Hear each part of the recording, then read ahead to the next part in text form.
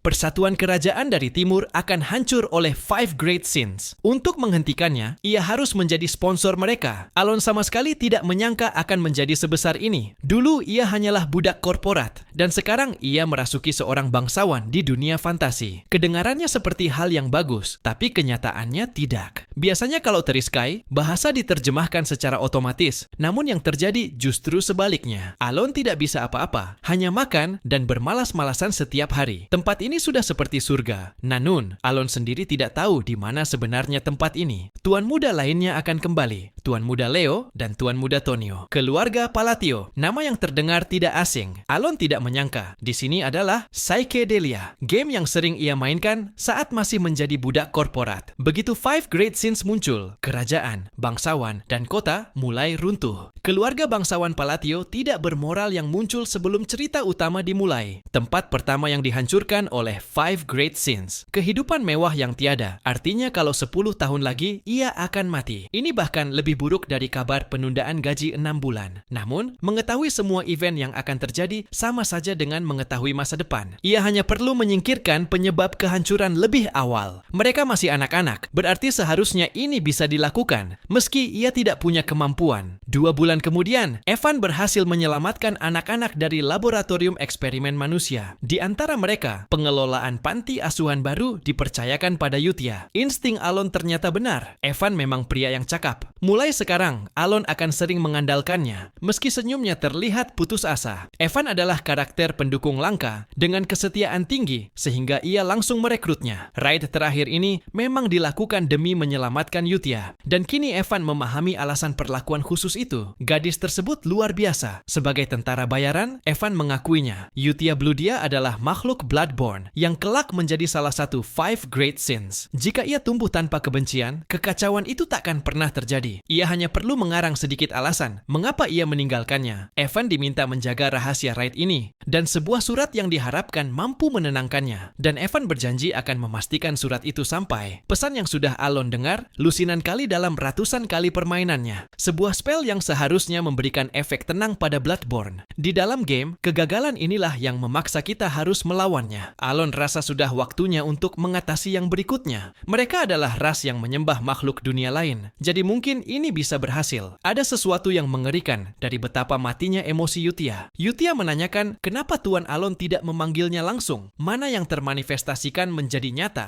hanya bisa dilakukan oleh para master. Dari ucapan tuanya, sekarang bukan waktu yang tepat untuk bertemu. Sumpah ini hanya diketahui oleh master dan akhirnya ia paham maksudnya. Petunjuk tentang bos ketiga justru membuat kepalanya semakin pusing. Anak kedua yang dimaksud telah diselamatkan. Kepastian perlakuan baik ditegaskan setelah anak itu dikeluarkan dari pasar budak. Putra kedua Gubernur Tonio Palatio menyadari identitas Alon. Ejekan tentang buta huruf dan kebiasaan belajar terdengar menyebalkan, memicu rasa jengkel hingga ia memilih untuk memukul Tonio. Alon izin pamit dulu jika Tonio ingin menggunakan perpustakaan. Tawa merendahkan menyusul. Leo Palatio, putra sulung, muncul dengan ancaman dingin. Konflik perebutan kepala keluarga antara dua saudara yang tidak berguna. Keputusan untuk hidup sebagai anak haram yang lemah terasa aman. Evan merasa bahwa anak kedua itu jelas bukan orang biasa, mampu menemukan pasar budak ilegal dan eksperimen biologis lintas wilayah. Keputusan mengirim anak itu ke panti asuhan dipertanyakan. Anak kedua berada dalam skala yang jauh berbeda. Anak itu adalah Deus Makalian, menghancurkan kerajaan dengan cara paling bengis, namun dikenal dengan membayar berkali-kali lipat. Alasan mengapa anak itu dikirim ke panti asuhan masih disembunyikan. Pembahasan pun beralih pada surat yang dikirimkan kepada Yutia, menceritakan keadaan baik-baik saja. Kisah konyol tentang saudara keduanya. Instruksi untuk merawat anak yang sakit disampaikan. Penilaian Yutia tajam tentang kerusakan yang telah terjadi. Dugaan pelaku mengarah pada Black Goat, namun Bulan yang Agung tetap masih memilihnya. Kekuatan diberikan, potensi dituntut untuk dibuktikan, dengan janji bahwa kesetiaan akan berujung pada terbalasnya dendam.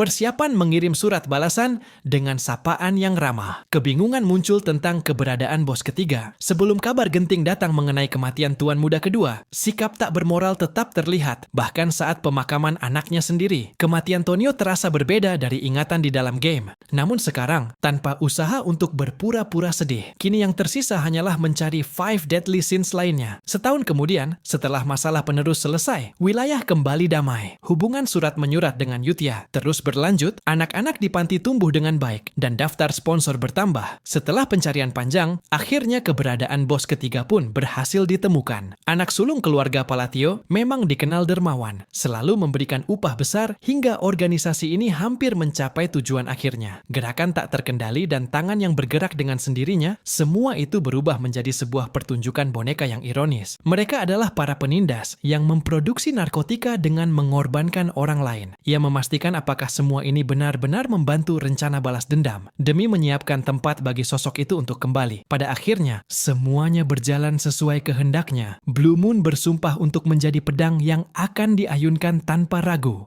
Sudah 2 tahun berlalu sejak Alon menjadi sahabat pena dengan Yutia. Evan mendapati bahwa Alon berada di halaman belakang. Anak kelima telah diantarkan ke panti asuhan dengan selamat. 3 sins yang tersisa juga telah berhasil diselamatkan. Berkat pengetahuan gamer dan kerja keras Evan, semuanya akhirnya terselesaikan. Tugas berat berkeliling ke berbagai tempat kini telah usai. Misi panti asuhan telah selesai. Perasaan lega muncul, meski raut wajahnya tidak menunjukkan apa-apa. Senyum tipis terangkat, walau terlihat dipaksakan, hasilnya jauh lebih baik dari yang ia kira, dan semuanya berjalan mulus. Para bos di Psychedelia, semuanya menjadi 5 great sins. Setelah melewati masa lalu yang kelam, peluang untuk menyelamatkan mereka sepenuhnya sebenarnya belum jelas. Sebuah surat diberikan, dan panti asuhan berjalan seperti biasa. Anak-anak yang dulu seperti boneka rusak kini mulai ceria. Yutia mengurus semuanya dengan sangat baik, karena sifatnya yang tidak suka diganggu. Dari surat itu terlihat jelas bahwa Yutia adalah anak yang baik. Kelima sins tumbuh dengan baik. Lingkungan memang sangat penting. Pertanyaan tentang kapan Alon akan menemui mereka kembali muncul. Sebenarnya ia tidak berniat menemui mereka secara langsung. Proses menjadi sin terlalu tragis dan mengerikan. Rasa takut itu masih ada. Mungkin 5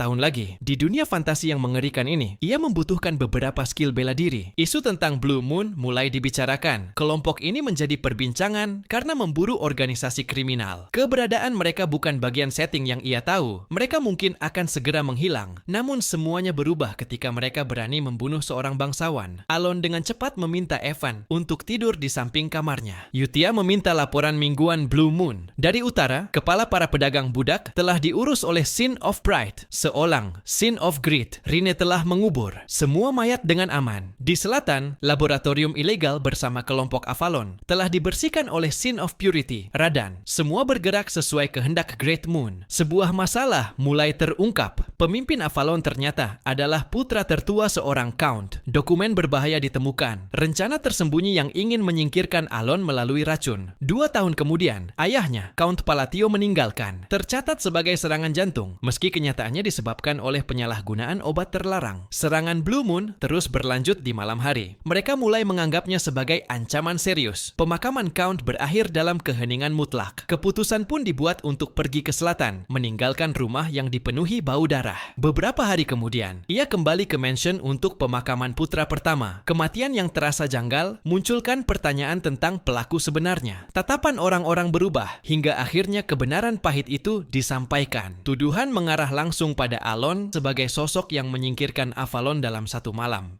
Alon berangkat menuju Rothmill. Evan pertimbangan mengenai pilihan kota sebagai tujuan yang lebih aman. Namun keputusan itu segera ditepis. Rothmill adalah tujuan akhir rencananya. Setelah menyelamatkan 5 great sins dan mencegah dunia berakhir dalam kehancuran, Rothmill justru tidak memiliki keterkaitan apapun dengan cerita aslinya. Di sana berdiri Villa Palatio, tempat sempurna untuk kehidupan manis yang selama ini diidamkan. Selalu ada alasan di balik setiap pilihan, dan kali ini Evan menolak untuk kembali terperdaya. Keberadaan Alon dianggap tak lagi berguna. Rencana untuk menyingkirkannya dengan racun terbatal terlaksana karena Alon diam-diam menuju perbatasan. Terlalu banyak hal berjalan, tidak semestinya di Avalon, dan Alon hanyalah pengganggu. Perintah pun diberikan agar Alman mengikuti kereta mereka. Alman, tangan kanan Leo yang selalu patuh, tiba-tiba melangkah melewati batas. Pengkhianatan itu terjadi seketika. Alman bukan sekadar tangan kanan Leo. Ia adalah Hidan, anggota Blue Moon. Mereka diizinkan bertindak sendiri ketika Great Moon terancam. Avalon akan lenyap dari benua ini selamanya. Meski Great Moon telah memberi kesempatan padanya, Alon menyambut hari yang damai, perwujudan surga, bangun sesuka hati, makan tanpa batas, dan menikmati hidup sebagai bangsawan sejati. Sehingga sebuah surat datang. Karena kematian Leo Palatio, Alon Palatio diwajibkan kembali. Dengan itu, surga uji coba akan berakhir dalam 3 hari. Ia kembali lagi ke rumah Palatio. Namun, reaksi orang-orang langsung berubah. Evan bertanya, sejak kapan tuannya menjadi dalang yang menghancurkan Avalon? Ia telah terjerat dalam situasi gila yang tak ada hentinya. Alon ingin penjelasan agar ia mengerti bagaimana semuanya bisa mengarah padanya. Alasannya sederhana, hanya Alon yang diuntungkan. Leo dibunuh setelah mereka pergi, menjadikannya alasan sempurna untuk ia menjadi pewaris. Dengan hilangnya Avalon, tak ada lagi pihak yang bisa mempersoalkan kematian Leo. Membentuk gambaran yang Alon adalah dalang, dan dengan Master Assassin di bawah perintahnya, seharusnya tak ada organisasi yang mampu memusnahkan kekuatan sebesar Avalon dalam sekejap. Ingatan pun muncul tentang sebuah organisasi pemburu organisasi lain, Blue Moon. Namun, metode Blue Moon berbeda, tanpa mayat, hanya tanda. Sementara Avalon berubah menjadi neraka, penuh tubuh yang terbelah pedang. Itulah alasan ia dituduh memiliki bawahan sekelas Sword Master. Kelompok Blue Moon lemah bahkan tidak muncul dalam alur cerita utama dan akan segera menghilang. Sementara itu, Yutia menanyakan jejak mereka. Sama sekali tidak ada, hanya tumpukan mayat. Sesuai perintah, semuanya dibelah dua. Avalon, organisasi besar yang pernah menguasai Asteria, dalam 5 hari berubah menjadi abu. Namun pembersihan ini belum selesai. Bangsawan lain yang terkait Avalon ditemukan, dan wilayah Altia seperti sangat terlibat. Semua sudah paham apa yang harus dilakukan. Urusan ini akan diselesaikan dengan tenang.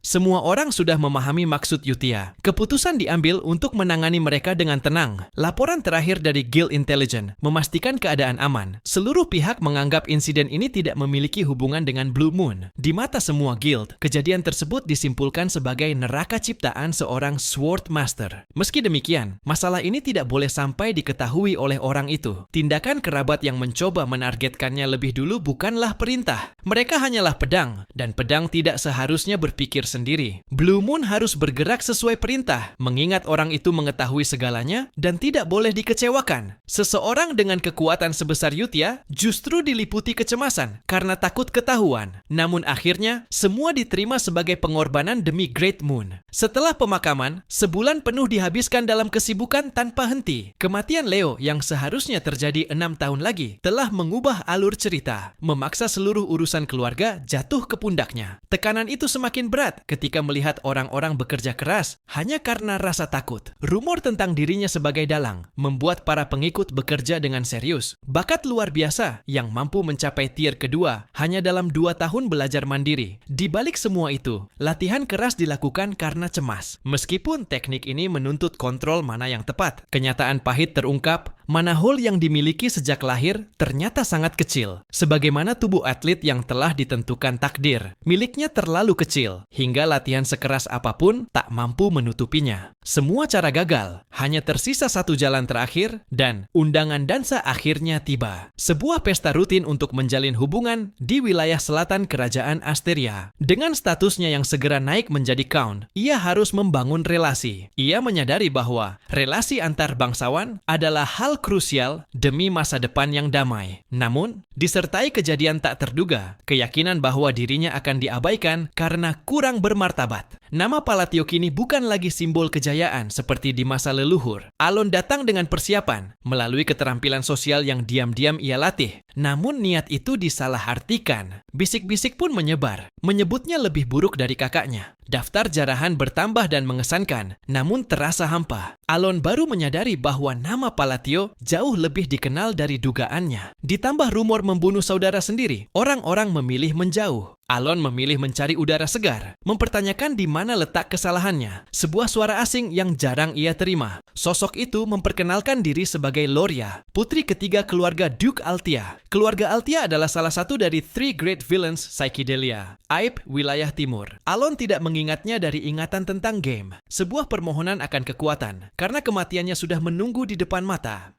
Duke Altia menderita penyakit kronis dan saudarinya akan membunuhnya. Alon tak pernah bertemu dengannya karena ia sudah mati sejak awal game. Loria meminta pertolongan pada Alon, namun Alon menolak. Loria bahkan menawarkan setengah kekayaan keluarga Altia. Situasinya memang menyedihkan, tetapi bertahan hidup saja sudah cukup sulit. Rumor tentang kemampuannya, ia tidak memiliki kekuatan apapun. Meski begitu, ia mungkin bertemu sekutu yang layak dipercaya. Kabar tentang Alta yang mendatangi Great Moon segera terdengar. Jika informasi itu benar, Loria tidak memiliki hubungan dengan Avalon. Jalur informasi harus diputus agar insiden Avalon tak pernah menyentuhnya. Kehampaan menyelimuti sekeliling. Seperti ada pelindung tak kasat mata di tubuhnya. Sebuah sapaan terdengar. Sapaan itu terasa benar-benar ditujukan padanya. Wajah yang pernah ia lihat di dalam game. Zenonia dikenal sebagai salah satu dari 3 kekuatan gelap Asteria. Sindikat terstruktur dengan kekuatan korporat. Yang Alon butuhkan hanyalah sedikit koneksi bangsawan, bukan terlibat dengan mereka. Pujian atas kecantikan sempat melontar, diikuti ajakan berbincang. Namun terlalu banyak mata yang mengawasi. Alon memohon pergi dengan tenang. Segalanya terasa sesuai rumor. Pertemuan kembali pun diucapkan. Informasi tentang Avalon berhasil ditahan. Namun ancaman baru muncul. Seorang pria terus mengawasinya. Setelah itu, perjalanan berlanjut ke sebuah lembah aneh. Di sanalah tujuan utamanya berada. Jika ini gagal, Alon akan sangat kecewa. Di selatan terbentang Labyrinth of Whispers, tempat artefak berharga. Ketika ditanya bagaimana ia tahu tempat ini, Alon sering datang ke sini, mempertanyakan bagaimana Alon bisa familiar dengan lokasi ini. Tawa ringan terdengar. Semua itu hanya gurauan. Satu jawaban keliru bisa membuat kepala mereka hancur seketika. Evan bertanya-tanya bagaimana mungkin Alon bisa sangat tenang. 4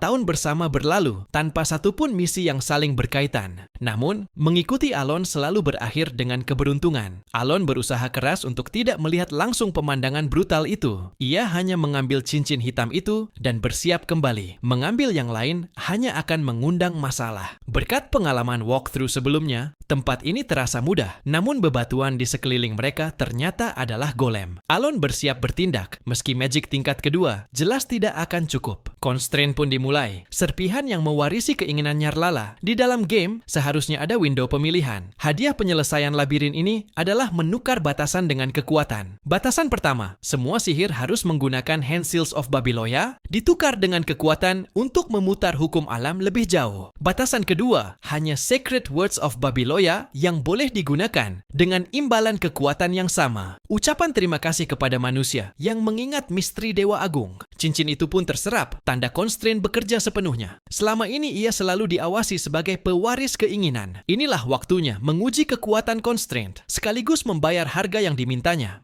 Saatnya menguji batasan dan harga yang harus Alon bayar. Cahaya biru menyebar melalui proses refraction, membentuk garis difraksi yang menghantam medan pertempuran. Dalam sekejap, seluruh golem musnah tanpa sisa, meninggalkan kebingungan atas apa yang baru saja terjadi. Bertanya dari mana kekuatan itu berasal, meski tidak ada niat untuk menyembunyikannya. Evan tidak pernah melihat hal itu selama 15 tahun. Bahkan Alon sendiri tidak sepenuhnya memahami bagaimana hasilnya bisa sejauh itu. Ini sama sekali tidak ada di dalam game. Dalam sistem turn-based battle, sihir dapat ditingkatkan melalui hand sign atau incantation. Chain lightning ditingkatkan dengan 4 incantation dan hand sign selama 5 giliran penuh. Artinya, seluruh penggunaan sihir difokuskan hanya untuk satu mantra petir berskala besar. Namun karena adanya batasan, harus melalui hand sign dan incantation. Kekuatan tersebut jelas telah ditingkatkan berkali-kali. Kekuatan circle magic kedua tetap terasa di luar dugaan, bahkan bagi Alon sendiri. Kelelahan Evan terasa jauh lebih berat dibandingkan pertarungan biasa. Labirin yang menjengkelkan itu menimbulkan pertanyaan tentang siapa penciptanya. Labyrinth of Whisper ternyata memiliki nama lain di situs komunitas, hingga akhirnya disebut Labyrinth of Palaon. Mereka akan kembali ke timur. Alon masih ada rencana yang ingin dilakukan setibanya di sana. Dengan memilih hand sign yang sesuai, kekuatannya akan meningkat. Dengan incantation yang tepat, propertinya pun ikut berkembang. Berbeda dari game, visual, dan dampak yang benar-benar nyata. Ia mampu melihat transformasi tersebut karena ia mahir dalam mengendalikan mana. Alon berencana mengujinya kembali saat mananya pulih sepenuhnya. Era Dewa Luar yang terlupakan kembali terlintas bersama dengan simbol-simbol Kekaisaran Alanef. Palaon, sosok pengecut yang meninggalkan teman, orang yang menghentikan invasi Black Things dan berdiri sebagai pemenang melawan Al-Akulaka. Seorang kaisar yang brilian, Palaon the Great. Seluruh pengetahuan yang ia dapatkan karena ia terlahir dengan dengan Ancient Library. Ia sudah tahu Alon istimewa sejak Bloody Queen mengikutinya. Namun ia tak pernah menyangka bahwa Great Moon adalah teman Palaon. Bisikan yang ia ucapkan bahkan tidak tercatat di Ancient Library. Identitas sebenarnya pun mulai dipertanyakan. Dan Red Moon ternyata benar. Ia malu karena terlalu dibutakan oleh perintah. Dark One telah mati. Kejadian ini harus segera dilaporkan untuk diproses. Sosok dengan ekspresi dingin tanpa emosi dan mata seperti Abyss. Count Zenonia kuat dan terkenal. Mengetahui namanya meski ia tak pernah terlibat aktivitas sosial. Ayahnya adalah Count di wilayah ini. Namun tak seorang pun tahu bahwa ayahnya telah menjadikan boneka. Fakta bahwa rahasianya hampir terungkap dan termasuk orang-orang suruhannya. Kekacauan memuncak ketika kamarnya disusupi. Segel yang tidak aktif menandakan rahasia itu belum terbongkar. Pelaku sengaja memilih kamarnya. Alon mengetahui kelemahan terbesarnya sejak pertemuan pertama.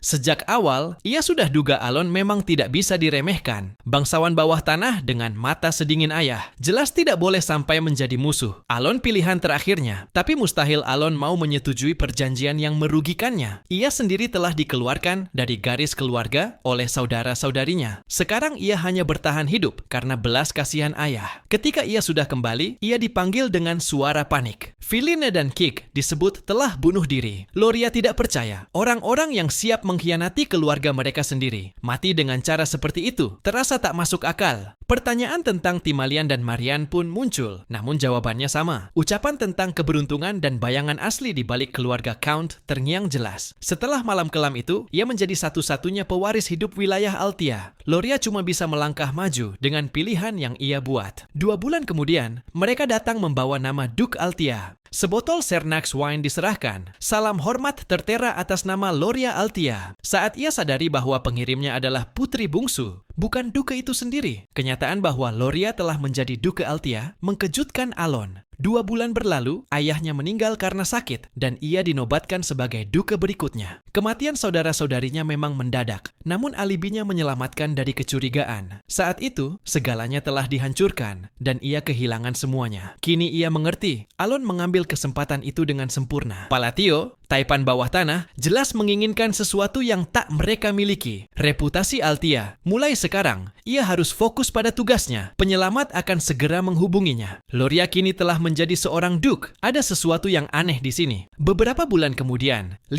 tahun sebelum awal cerita, sejak tahun baru, Alon bisa mulai menggunakan gelar Count. Menjadi Count memberatkannya, tapi ia perlahan terbiasa. Surat dari Yutia tiba. Surat itu memberi kabar tentang anak-anak yatim. Mereka semua baik-baik saja. Fokus pada hobinya masing-masing. Surat-surat bulanan dari panti asuhan itu kini menjadi rutinitas bagi Alon. Meski belum bertemu, perkembangan mereka membuatnya seperti seorang ayah. Alon mulai memikirkan usia mereka. Sebentar lagi mereka akan beranjak dewasa. Beberapa anak telah pergi, dan sebagian besar yang Evan selamatkan kini mandiri. Kini saatnya membiarkan mereka menentukan masa depan. Di setiap kesempatan, bakat mereka mulai terlihat. Yutia di bidang religi, Deus ahli pedang, Rine di sains, seolang dalam pertempuran, dan Radan menjadi pemimpin yang bijaksana. Menempatkan mereka di posisi tepat, membuat Alon yakin mereka bisa berkembang lebih jauh. Alon memutuskan memberi mereka hadiah, sesuatu yang pasti akan mereka sukai. Setelah selesai, berharap mungkin akan ada bonus tak terduga. Surat ini harus mereka terima agar mereka bisa menunjukkan bakatnya ke dunia. Kini, perintah baru datang dan setiap anak mendapat tugas berbeda, menandai awal perjalanan mereka yang baru. Setiap orang menerima instruksi yang berbeda. Surat sebelumnya harus dibaca terlebih dahulu karena membutuhkan level yang tinggi. Sebelumnya, hanya Yutia yang mampu membaca surat-surat lama. Namun kali ini, setiap orang diberi perintah masing-masing. Awalnya tampak seperti obrolan biasa, namun perlahan terlihat seperti perintah. Di titik itulah kepercayaan bernama Blue Moon dipercayakan. Deus mengira itu untuk mencegah kebocoran informasi. Muncul pertanyaan, mengapa tidak bertemu atau menggunakan alat komunikasi sihir? Pada akhirnya, Yutia sepakat bahwa perintah harus diikuti. Deus diminta pergi ke Caliburn, negara para knight. Seolang harus ke gurun. Radan dikirim ke Raksas, kota hiburan, dan Rine pula yang menuju Lartania, kota labirin. Yutia dikirim ke Rosario, kerajaan suci. Mereka dijanjikan dukungan berkelanjutan dan lokasi hadiah. Satu peringatan ditegaskan, kecuali diizinkan secara langsung, nama Blue Moon tidak boleh disebut. 3 bulan kemudian, tidak ada perubahan pada sihir maupun frasa.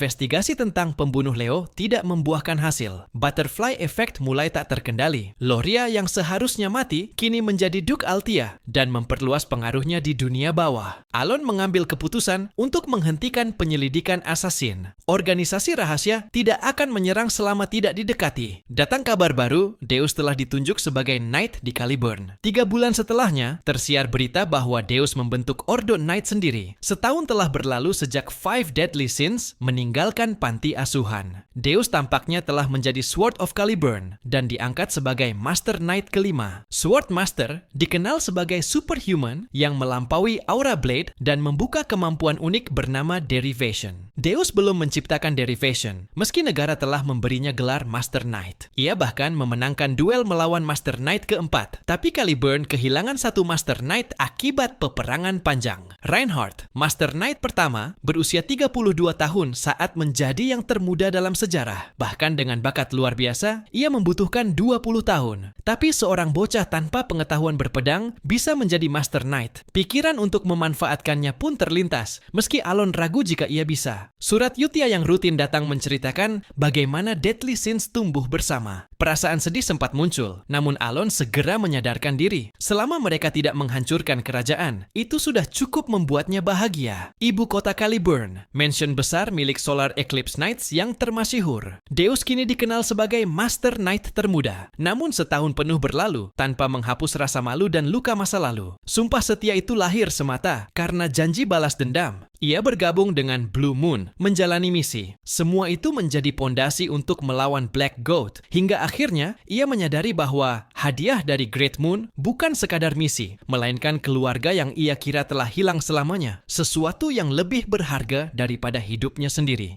Adiknya yang selama ini ia sangka sudah meninggal, ternyata masih hidup. Deus bertanya-tanya apa yang terjadi setelah Deus kehilangan Silye. Setelah mereka membawanya pergi tanpa meninggalkan jejak apapun. Saat gilirannya tiba dan kematian menjemputnya, ia justru berhasil kabur bersama cahaya dan mempertahankan hidupnya. Beberapa tahun kemudian, ketika nasib hampir menyerahkannya pada pedagang budak, seorang mercenary bernama Evan menyelamatkannya dari jurang kehancuran. Sejak saat itu, bantuan demi bantuan datang dari seorang sponsor yang terus mengirimkan dukungan. Di bawah nama Palatio, keselamatannya dijamin, dan rasa syukur itu tidak pernah pudar. Namun pertanyaan mulai muncul. Adiknya dilindungi di bawah nama besar itu. Bagaimana mungkin Great Moon mengetahui segalanya? Yutia hanya menyadari serangan Black Goat. Semua fakta itu saling bertautan, seperti potongan puzzle. Kegelisahan Yutia sulit dipahami. Pada akhirnya, kebodohan itu justru dirinya sendiri. Jika dipikir kembali, semua yang dikatakannya saat itu adalah petunjuk. Pedang yang berani bertindak sendiri, memilih belas kasih dan kemurahan hati. Di saat kebencian dan dendam terhadap Black Goat terus dikunyah, keselamatan keluarga menjadi hadiah yang jauh lebih berharga. Suatu hari nanti, kalian akan disadari alasan mengikuti pria itu, bukan karena fanatisme, melainkan karena utang kebaikan yang harus dibayar. Misinya jelas, menjadi puncak Caliburn, dan membentuk pasukan pribadi terbaik, sambil menunggu hari di mana rasa terima kasih dapat dibayar lunas. Solar Eclipse Knight berangkat dalam ekspedisi melawan barbarian. Di sisi lain, Alon hidup sangat damai. Mungkin karena anak-anaknya sudah tumbuh semua. Alon menenangkan diri dan memutuskan untuk menulis lebih baik sekarang. Setelah kembali dari Labyrinth, fokusnya tertuju pada penelitian frasa. Retraction memperkuat ketidaksempurnaan skill dan membuat jangkauannya menyebar. Repulsion menghancurkan wujud serta memengaruhi transisi serangan. Blue Light memperkuat magic paralel seperti sihir listrik. Line of Diffraction memberikan penetrasi dengan efek kritikal yang signifikan. Dengan mana hole yang terbatas, Alon hanya bisa menggunakan satu magic per hari. Mengingat setting dunia ini, isyarat tangan dan frasa Babilonia telah lama hilang, sehingga ia harus meneliti sendiri. 2 bulan eksperimen membuahkan hasil, menghapus titik fokus sphere, dan menciptakan ketidakseimbangan untuk memercikkan petir. Magic yang lemah dan tidak berguna mulai menunjukkan tujuan tertentu. Fleeting Bloom membuatnya menyadari urutan penggunaan frasa sangat penting. Saat pertama menggunakan breakdown, hasilnya gagal. Kalia terkejut ketika menyadari origin magic ada di sini. Bisa menggunakan origin magic berarti kekuatannya setara peringkat 7 Circle Mage. Alon menyadari sesuatu yang menakjubkan, sekaligus takut menyadari bahwa kekuatan itu mungkin ada dalam dirinya.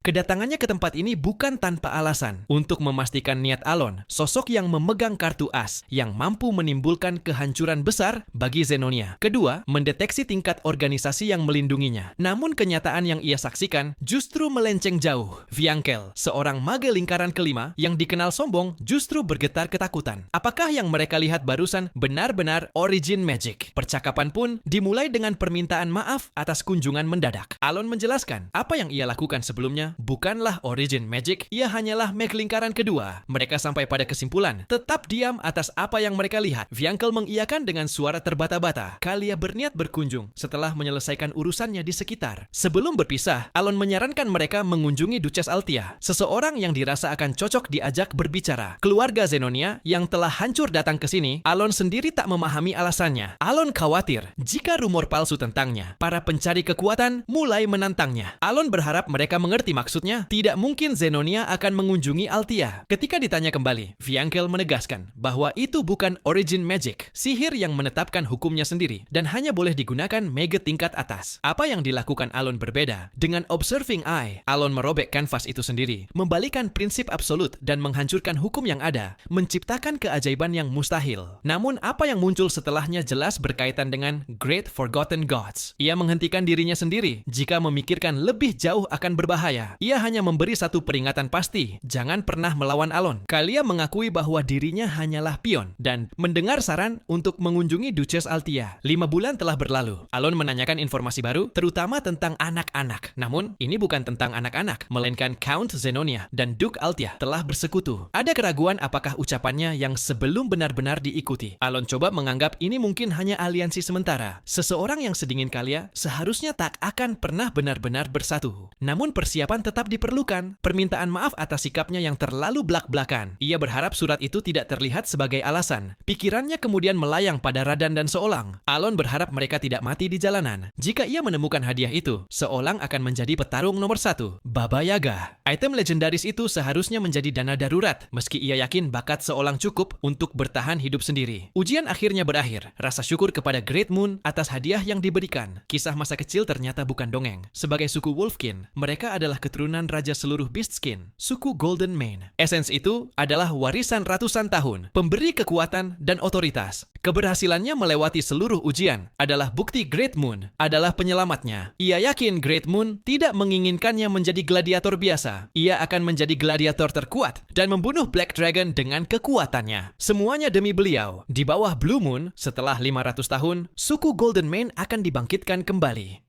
Guild Intelligence telah mendapatkan informasi mengenai Seolang. Ia telah tampil sangat menonjol di koloni dan memperoleh gelar Golden Flash. Nama itu terasa familiar, namun rasa lega karena kabarnya baik-baik saja. Pertanyaan kemudian beralih pada Radan. Informasi memang ada, tetapi masih dalam tahap investigasi. Namun perhatian Alon tiba-tiba tertuju lebih dalam. Evan harus persiapan untuk perjalanan menuju Magic Tower yang membutuhkan waktu sebulan. Lokasinya dekat kota labirin, tempat yang jauh dan melelahkan. Item yang dapat membantu mana, hole-nya yang kecil berada di sana. Dulu, kota labirin penuh dengan relik dan artefak berkualitas tinggi. Karena itulah profesi official Magic Appraiser menjadi sangat populer. Rine bahkan berencana segera mengambil ujian Appraiser. Namun hadiah yang diberikan padanya terasa terlalu sedikit. Hanya peralatan penilaian item. Kota labirin di Lartania adalah kota bebas, milik para explorer dan mercenary. Di sudut selatan, tersembunyi sebuah toko penilaian bernama Merde. Bahkan bangsawan tingkat tinggi menggunakan jasanya. Alasan toko terpencilnya terkenal adalah Imprint, hadiah dari Great Moon. Saat pertama kali disarankan menjadi appraiser, Rine tidak mengerti alasannya. Namun setelah melihat hadiah itu, segalanya menjadi jelas. Kemampuan langka untuk menilai item dengan cepat dalam batas mana tertentu. Substansinya bahkan tidak tercatat di perpustakaan. Demi melawan Black Goat, item ini harus dibangkitkan sepenuhnya. Relik tingkat tinggi harus dikorbankan dengan penilaian sempurna.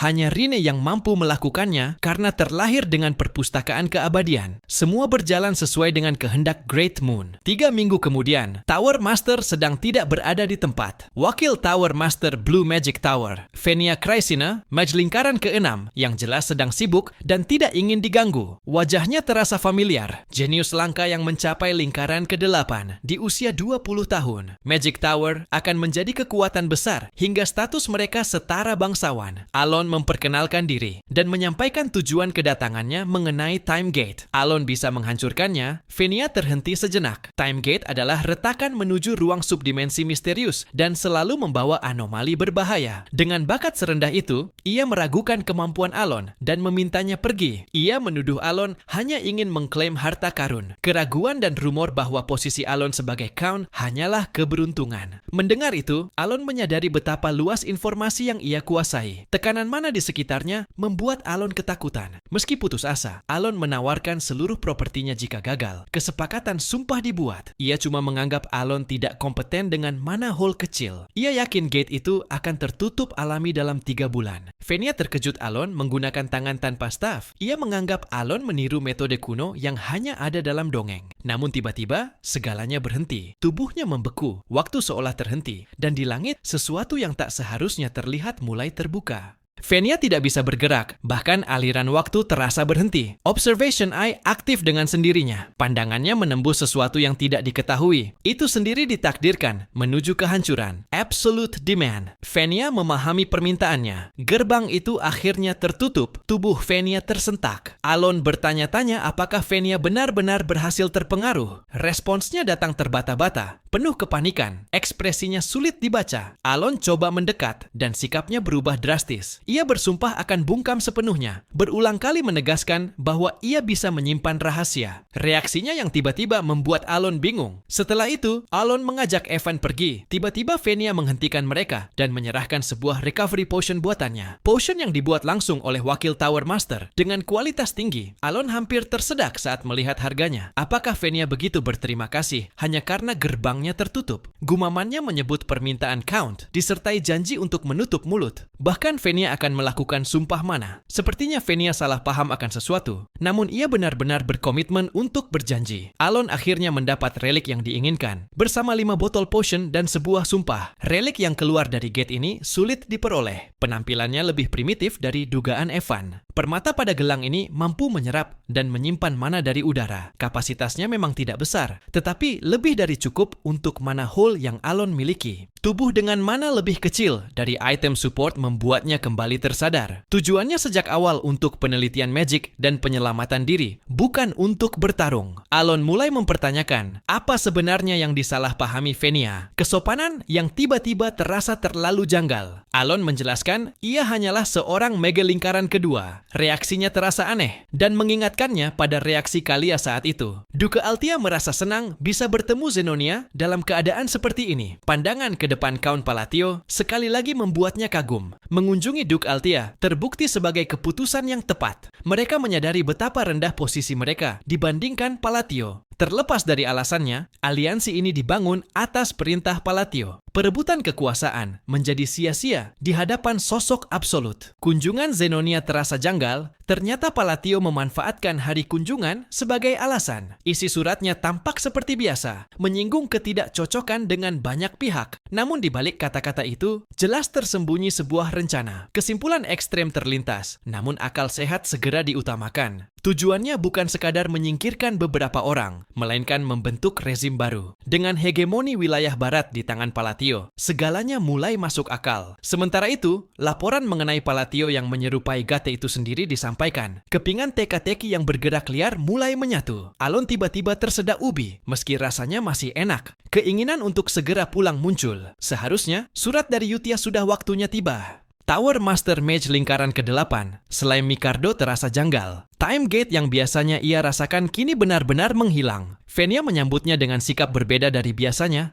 Pekerjaan yang dipercayakan telah selesai. Venia dikenal berbakat luar biasa dan di usia muda, kesombongan sebanding dengan kejeniusannya. Ketulusannya terhadap magic membuat kepribadiannya dibiarkan. Begitu Venia mencapai lingkaran ke-7, ia akan menyadari betapa kecil pencapaiannya. Perjalanan bisnis ke utara memakan waktu lama. Dari sanalah terungkap bahwa Sang Count telah menutup Time Gate. Venia tidak dapat menjelaskan rinciannya karena sumpah. Selain segera memahami penyebab perubahan Venia, magic yang tidak bisa dipahami, origin magic. Ketakutan Venia cukup besar, hingga ia tidak menampar tangannya. Nama Count Palatio dari kerajaan memancing ketertarikan. Setelah memperoleh Mark of the Corrupted, fokus diarahkan pada Phrases of Babylonia. Aturan frasa mulai terlihat, terutama bagaimana susunan dan penempatannya memengaruhi hasil. Kekuatan sihir sang Count terus meningkat. Dulu tampak seperti sihir lingkaran kedua, kini terasa berbeda. Mantra gravitasi biasa seharusnya tidak mampu menciptakan kehancuran seperti ini. Keraguan berubah menjadi keyakinan. Peningkatan ini bukan sekadar ilusi. Berbulan-bulan dihabiskan mempelajari susunan frasa graffiti dan membuka jalan menuju pemahaman yang lebih dalam. Mungkin belakangan ini kondisinya lagi bagus. Evan menyerahkan surat dari Yutia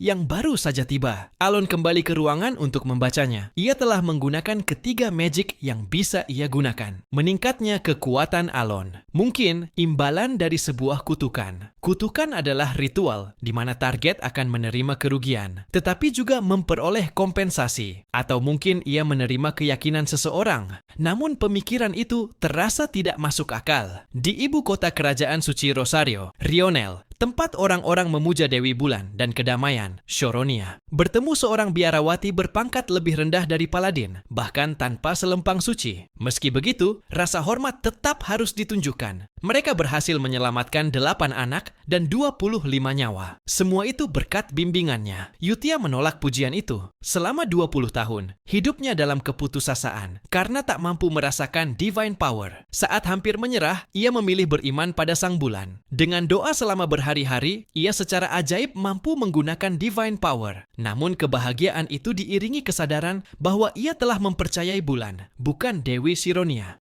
Divine power tetap bersinar terang di tangannya, membuktikan kekuatannya nyata. Keimanan berasal dari sesuatu yang tak terlihat, namun selalu ada. Karena Dewi itu sendiri adalah Bulan. Bagi manusia yang ragu, inilah cara untuk mempercayai sesuatu yang pasti. Rasa terima kasih diucapkan dari lubuk hati terdalam. Dan di waktu yang tepat, bersama banyak orang lain, mereka pun berdoa kepada Sang Great Moon.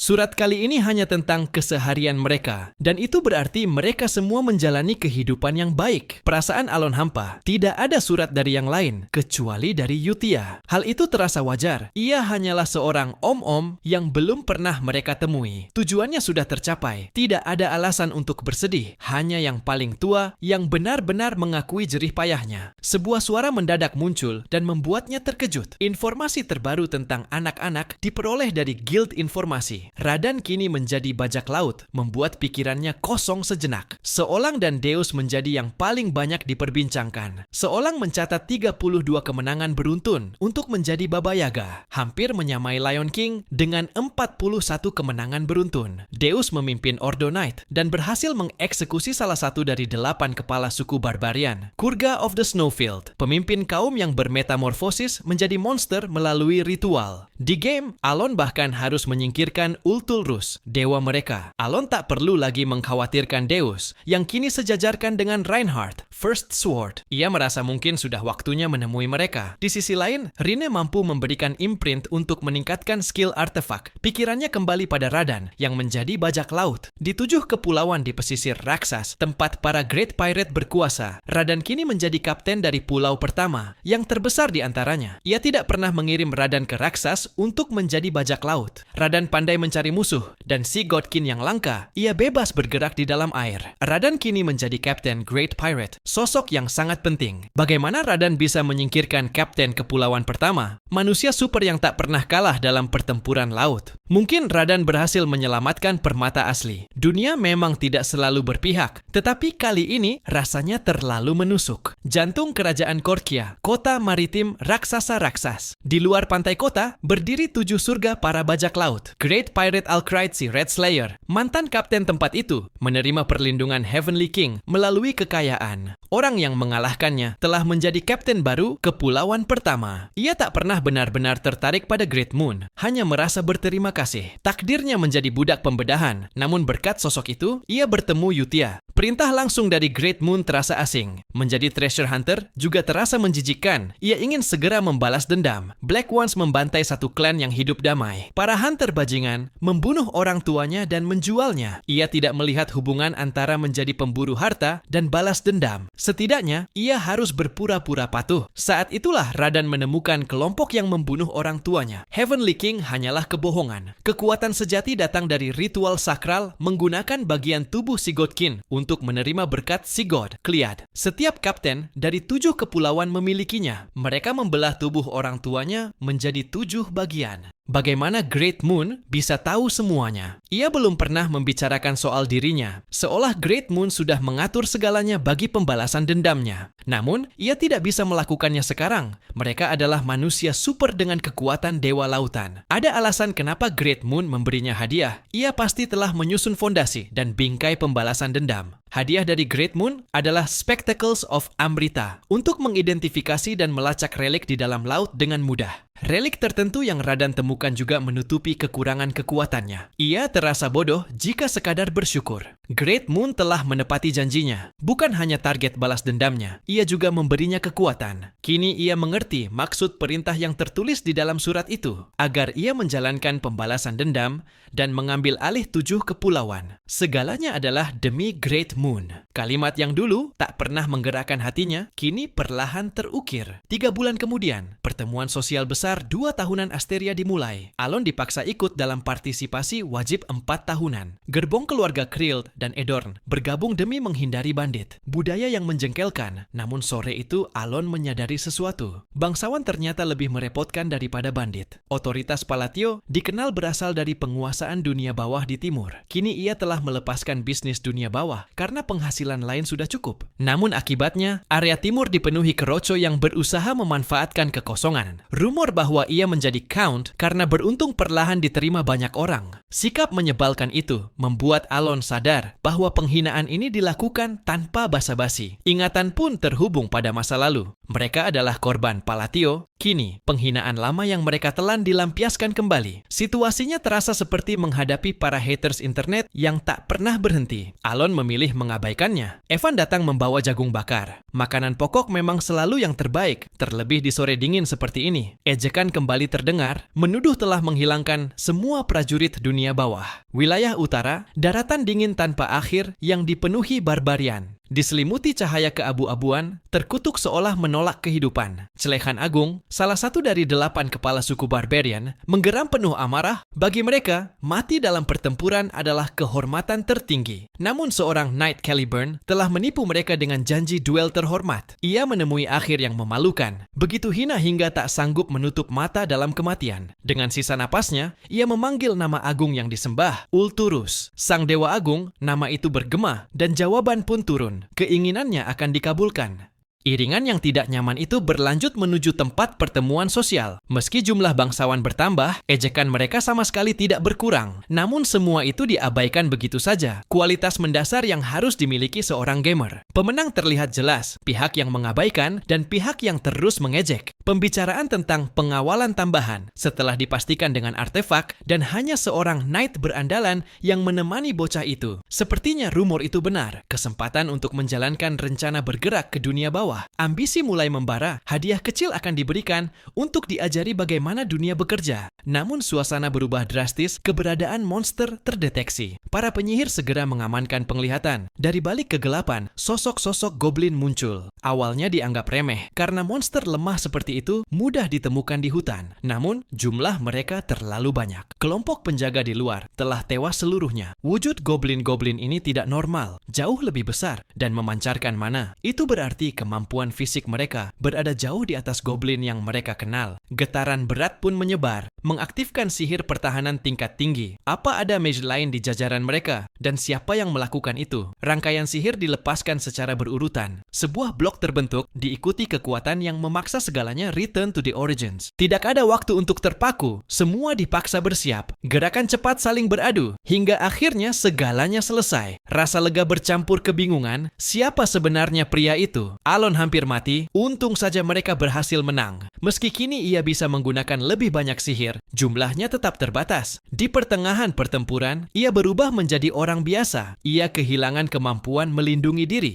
meski hanya sesaat terasa sangat menakutkan. Divine Descent tidak seharusnya terjadi secara tiba-tiba seperti ini. Fenomena aneh yang muncul ketika Outer God hendak turun ke dunia. Monster yang terpengaruh menjadi jauh lebih ganas dan memperoleh peningkatan fisik. Fenomena ini seharusnya hanya muncul setelah Five Deadly Sins turun dan hukum dunia runtuh. Namun anak-anak itu tidak bangkit sebagai Five Deadly Sins. Ada sesuatu yang salah. Ia memutuskan untuk segera mengumpulkan informasi begitu tiba di sana. Jika kondisi ini berlanjut, Alon mungkin akan mati. Keesokan harinya, di kediaman Duke Rotegre, setelah melalui begitu banyak penderitaan, pertemuan sosial besar itu pun dimulai. Segala hal di sekeliling dibuat dari emas. Jelas untuk menunjukkan tujuan sebenarnya, memamerkan kekayaan. Pujian pada Duke Rotegre sebagai sosok kompeten, meski bayi kecilnya tidak mengizinkan. Alon memilih menjaga jarak. Interaksi bukanlah sesuatu yang ia sukai. Mereka kembali mendekat, tetapi suasananya tidak seperti sebelumnya. Alon menjadi pusat perhatian. Berbagai tawaran dukungan mengalir deras. Kejanggalan itu menimbulkan kegelisahan. Ekspresi wajah sang Count membuat mereka gemetar. Mereka seharusnya tidak macam-macam dengannya. Setelah pertempuran melawan Goblin, kekuatan misterius sempat terlihat. Mereka meminjam seorang mage yang direkrut Baron Almond untuk pamer. Mereka menanyakan, magic itu seharusnya setara lingkaran kedua. Namun bagi mage lingkaran ketiga, itu mampu dengan mudah melampaui dirinya. Kesimpulan yang mengerikan pun terbentuk. Count Palatio menyembunyikan kekuatan. Ditambah sifat dingin dan kejam khas keluarga Palatio. Demi menyelamatkan nyawa, mereka berujung memohon ampun. Alon sendiri tidak memahami di mana letak kesalahpahaman itu. Alon membiarkan rasa takut menancap dalam-dalam. Setelah Evan mengirim informasi ke Guild, waktunya menggali kabar dari bangsawan lain. Dua orang terlihat berbincang rahasia. Nama Duke Altia serta Count Zenonia muncul. Meski aliansi itu dianggap takkan bertahan lama, namun kepala faksi itu bukan salah satu dari mereka, tapi dari Palatio. Kebingungan pun menyelimuti Alon. Putra ketiga Duke Kamalon dari kerajaan Ashutalon, Carmine menyapanya. Alon menyadari bahwa bukan hanya bangsawan lokal yang berkumpul. Ia menyebut gelar Palatio hanyalah hasil hoki. Sindiran itu dibalas dengan dingin oleh bangsawan lain. Ucapan tersebut dianggap sebagai penghinaan terhadap bangsawan kerajaan Astria. Carmine terkejut, niatnya menindas justru menjadi kesalahan besar. Ia datang dari negeri jauh untuk mengambil putri termuda Rotegre sebagai istri. Kesombongannya berlanjut dengan ejekan terhadap wanita di sekitarnya. Namun segalanya berubah saat putri Rotegre secara tiba-tiba membatalkan pernikahan. Ia tak mampu menyembunyikan kekesalannya. Perhatiannya beralih pada sosok yang tampak sempurna untuk dijadikan pelampiasan. Tetapi situasi justru berbalik ketika tokoh-tokoh penting kerajaan Asteria berdiri membela Alon. Pilar bangsawan, faksi royalis, dan pusat faksi moderat seakan bersatu dalam satu titik. Hingga kenangan pahit masa lalu Alon kembali menghantuinya. Setelah kejadian itu, rumor mulai menyebar. Jika Altia dan Zenonia mulai masuk dunia politik, kekuatan Palatio akan menjadi sangat besar. Alon menerima 2 artefak sihir dan 5 potion mana. Di rumah tambahan Duke Rotegre, senyum puas mengembang. Penerimaan hadiah menandakan lebih dari sekadar sapaan. Itu adalah tanda masuknya seseorang ke dalam sebuah faksi. Semua ini terjadi berkat Duchess Altia. Dengan kedatangan Marquis Mardanio, aliansi baru pun resmi terbentuk.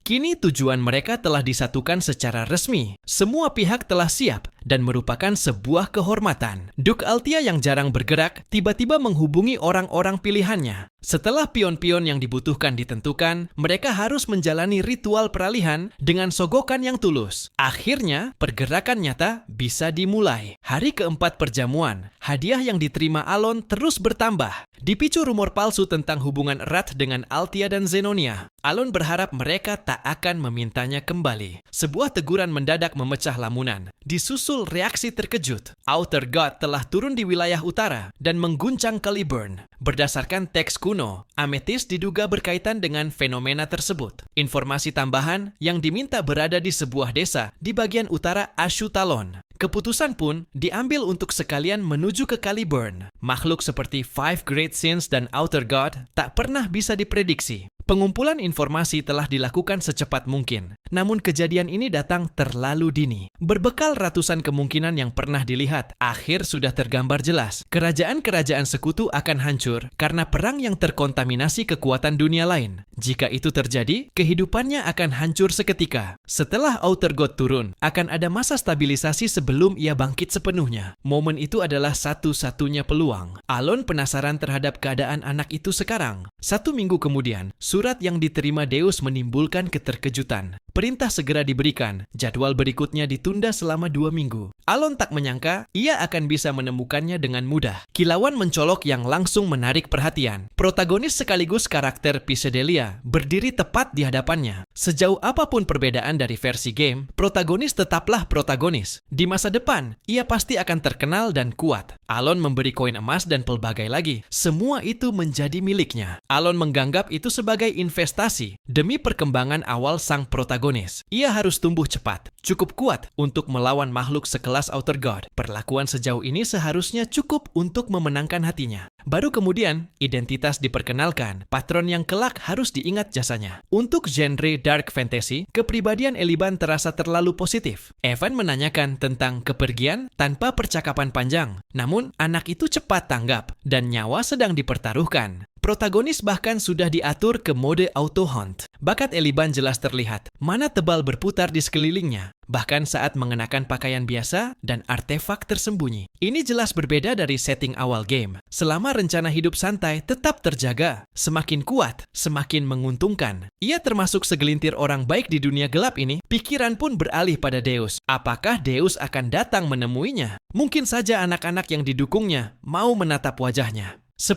hari kemudian, di ibu kota Caliburn, Kirtham. Rasa lelah Evan langsung terasa setelah perjalanan panjang. Terlebih karena labirin aneh itu, ia mungkin masih bisa berdiri. Perjalanan dari satu tempat ke tempat lain untuk persiapan menghadapi Outer God. Apa Deus akan senang menerima hadiahnya? Seperti hati seorang ayah yang ingin memberi. Inspeksi ibu kota seharusnya hanya verifikasi identitas. Segalanya tampak berjalan lancar hingga sebuah masalah kecil muncul. Identitas memang telah terverifikasi, tetapi perhatian petugas tertuju pada satu orang. Ia memperkenalkan diri sebagai Viran, murid langsung Master Knight Viola, Fourth Sword. Nama itu tak membawa arti apapun, namun kehadiran para Knight jelas menimbulkan kecurigaan. Seorang teman dari kerajaan Asteria memiliki utang budi. Penyangkalan langsung muncul, hingga sebuah nama terlintas di benak Alon, Carmine. Alon dianggap telah mempermalukan seseorang secara berlebihan. Orang itu sedang menuju Caliburn dan diminta untuk dilumpuhkan. Tawaran berupa tubuh abisal demi peningkatan kekuatan. Dengan dalih membalas budi, situasi berubah menjadi ancaman terbuka. Jika Alon menyerahkan seluruh barangnya, ia akan mempertimbangkan sedikit keringanan. Lawan dianggap hanya bangsawan pinggiran, tak punya keterikatan dengan Caliburn. Mereka benar-benar sepadan, sama-sama bajingan. Bahkan jika situasi melenceng, sang master diyakini akan membereskannya. Namun semuanya berakhir tiba-tiba. Serangan mendadak menghantam. Sebuah kemarahan meledak, mempertanyakan keberanian menyerang penyelamat. Sayangnya, kebenaran yang begitu krusial gagal Viran pahami. Count Palatio telah memenangkan duel melawan Kurga of the Snowfield melalui perantara dan kini menyandang julukan Swordless. Palatio bukan hanya pemenang duel itu, tetapi juga penyelamat Master Knight Deus Makalian. Deus memberi peringatan, jika ada yang bergerak, sisanya silakan bayangkan sendiri. Sosok Knight yang dulu hampir mati kini, berdiri di masa kini berkat dirinya. Viran diperingatkan untuk bersyukur, karena masih hidup. Serangan berikutnya datang dengan presisi sempurna. Alon terharu Deus menyebutnya penyelamat. Alon kira Deus takkan menyambut seseorang yang hampir tak dikenalnya. Seolah semua imbalan telah diterima hanya dengan membesarkan seorang anak laki-laki. Senyum tipis terukir, disertai kebanggaan yang tak terucap. Dari pertumbuhannya saja sudah jelas siapa yang membimbingnya. Ia tumbuh dengan baik. Rasa bangga melihat anak yang sudah dibesarkan dengan baik. Meski sang putra tengah menghajar orang lain tanpa ampun. Semua ini terjadi karena ayahnya diremehkan di negeri asing. Kekaguman bercampur heran muncul, disusul keraguan kecil. Apakah tindakan ini sudah terlalu berlebihan? Seluruh klan Kulkan the Great telah dimusnahkan. Delman, Third Sword of Caliburn, sekaligus Kapten Ordo Knight Crimson Flame, memimpin pasukannya dengan penuh kebanggaan. Perintah segera kembali ke markas dan berbenah. Di balik kemenangan ini, ia tidak akan kalah dari seseorang yang baru saja menjadi Master Knight. Ia telah menggunakan cara licik yang tak akan pernah diketahui siapapun. Caliburn dan para barbarian memiliki sejarah panjang peperangan yang menjunjung kehormatan. Namun ia telah menodainya. Disergap saat sendirian, lalu dibantai bersama seluruh klannya. Deus mengalahkan Kurga of the Snowfield dan ia membutuhkan hasil besar dari ekspedisi ini. Mayat Kulkan menghilang selama perang. Namun ia yakin racun itu seharusnya sudah membunuhnya. Semua akan selesai setelah ia kembali ke Caliburn. Namun langkahnya terhenti. Markas depan telah musnah. Aura mengerikan menyelimuti tempat itu, menekan napas dan jiwa. Kulkan seharusnya mati, namun sosok di hadapannya jelas bukan dirinya. Cukup kuat untuk melahap seorang superhuman. Ia menyalahkan Kulkan karena mempercayai duel di medan perang. Delman diakui telah mencapai tingkat tinggi bagi seorang manusia. Tantangan duel diberikan.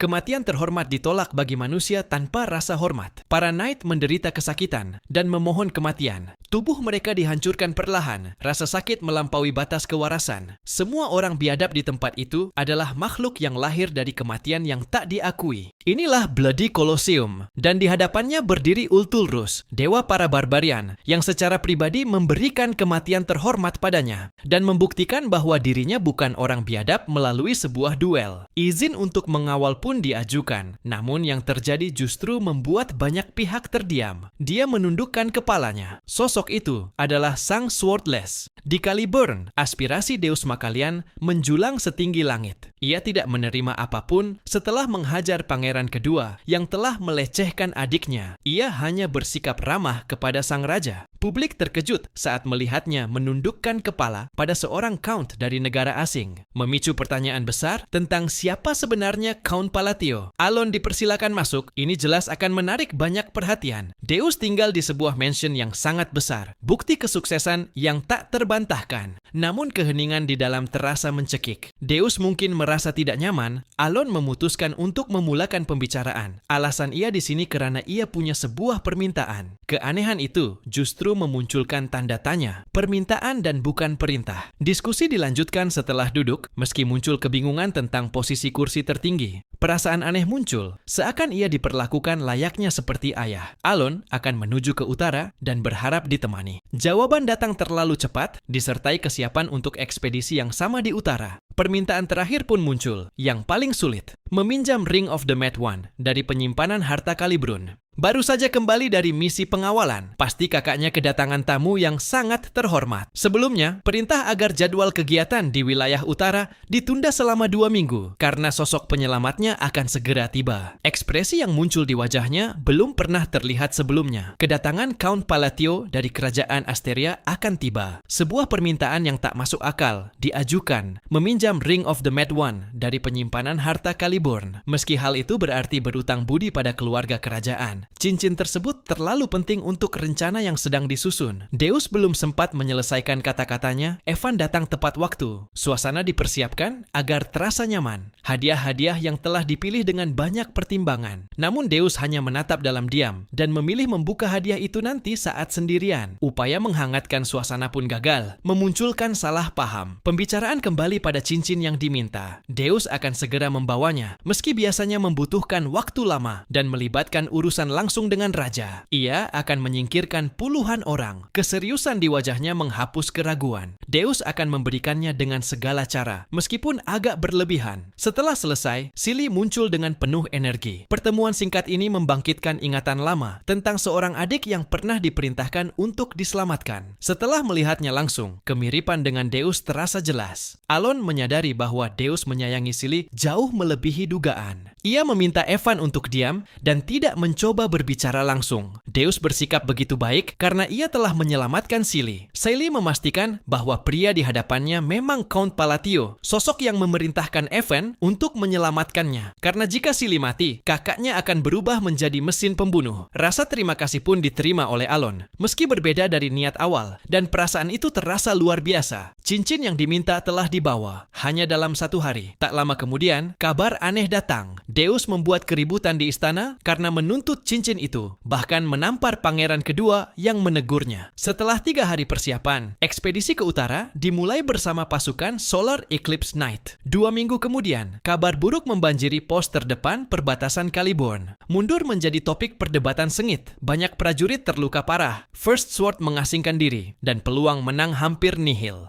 Semua pendapat dianggap valid, keputusan ditunda untuk menenangkan kepala. Outer God telah menyapu markas dengan undead. Third Sword tewas, Second Sword terluka parah. Pemandangan mana berwarna merah yang ganjil terlihat jelas hanya bisa disaksikan mereka yang telah membuka mata pada ranah itu. Di tengah ketegangan, asap tipis muncul. Ubi jalar menjadi pemandangan yang tak masuk akal. Perawatan telah selesai. Kedatangannya hanya untuk menyelidiki ritual barbarian. Namun kondisi orang seharusnya menjadi prioritas utama. Saat jalan diminta dibuka, tatapannya membeku. Mengapa Alon ada di sini? Venia sangat terkejut melihat Alon muncul di tempat ini. Alon tak menyangka wakil Tower Master benar-benar ada di sana. Rumor ternyata benar. Obat yang diminta sedang kosong dan butuh waktu untuk disiapkan. Ia juga sedang sibuk. Namun permintaan bantuan itu membuatnya goyah. Bukan berarti ia menolak. Masalahnya hanya pada keuangan yang sedang kering. Namun, 1 koin emas sudah lebih dari cukup. Membuat suasana semakin aneh. Wakil Tower Master bahkan tersenyum. Bawahannya tak percaya melihat kemurahan hati yang hampir seperti tertipu ratusan koin emas. Dengan tergesa, ia pamit untuk segera meracik ramuan. Kecepatannya membuat 2 bawahannya terdiam kagum. Tak lama kemudian, energi asing terasa jelas. Serangan datang tanpa aba-aba. Di medan perang, teriakan menggema. Benturan baja dan sihir memekakkan telinga. Ice Shard membeku lawan, menghancurkan setiap musuh. Di tengah kekacauan itu, terlihat sosok yang memancarkan keputusasaan akibat kekuatan luar biasa. Sebuah suara peringatan tentang orang biadab. Jangan menodai orang yang telah kehilangan kehormatan. Viola dengan cepat mencoba melancarkan serangan. Bahkan Quick Sword tak mampu menembus pertahanannya. Mereka yang telah melepaskan kemuliaan jiwa tak pantas menerima kematian terhormat. Sesuai dengan sumpah Kalgunia, Alon Palatio mempersembahkan dirinya untuk menghormati janji sakral ini dan mengajukan Duel of Babylon. Sebuah tawa terdengar. Manusia itu mengetahui sumpah era mereka. Sangat mengejutkan namun menyenangkan. Musuh terhormat disambut di Koloseum berdarah, tempat di mana tak seorang pun bisa mengganggu jalannya duel. Dengan fakta agung, Ultulrus menerima duel sakral ini. Hawa kehadirannya begitu mengerikan. Dugaan Alon salah. Ultulrus menunjukkan betapa dekatnya dengan perwujudan diri. Semakin dekat Outer God dalam inkarnasi, semakin besar kekuatannya. Hampir setara dengan 5 Great Sins. Potion of Excellence membuat Alon tetap berdiri. Satu-satunya kesempatan sebelum manifestasi selesai. Duel dimulai secara bergiliran. Orang yang ditantang mendapat kesempatan menyerang pertama, sementara defender tidak boleh bergerak di luar giliran. Aturan yang menghormati lawan. Setiap giliran terdiri dari 1 kali serang dan bertahan, lalu posisi berganti. Pertahanan biasa tak ada artinya menghadapi kekuatan seperti ini. Alon harus menahan setiap serangan, menggunakan seluruh kuota magic yang dimilikinya. Ledakan, dentuman, dan retakan memenuhi arena, tetapi potion menyelamatkannya. Potion of Excellence dan Remission. Potion memungkinkan rasa sakit mereda, kekuatan pulih cepat, semua berjalan sesuai rencana. Syarat untuk memasuki kondisi kegilaan terpenuhi dan momen penyerangan yang ditunggu akhirnya tiba. Alon siap menghadapi lawan dengan seluruh kekuatannya, menantikan setiap serangan balasan dalam Duel of Babylon yang sakral.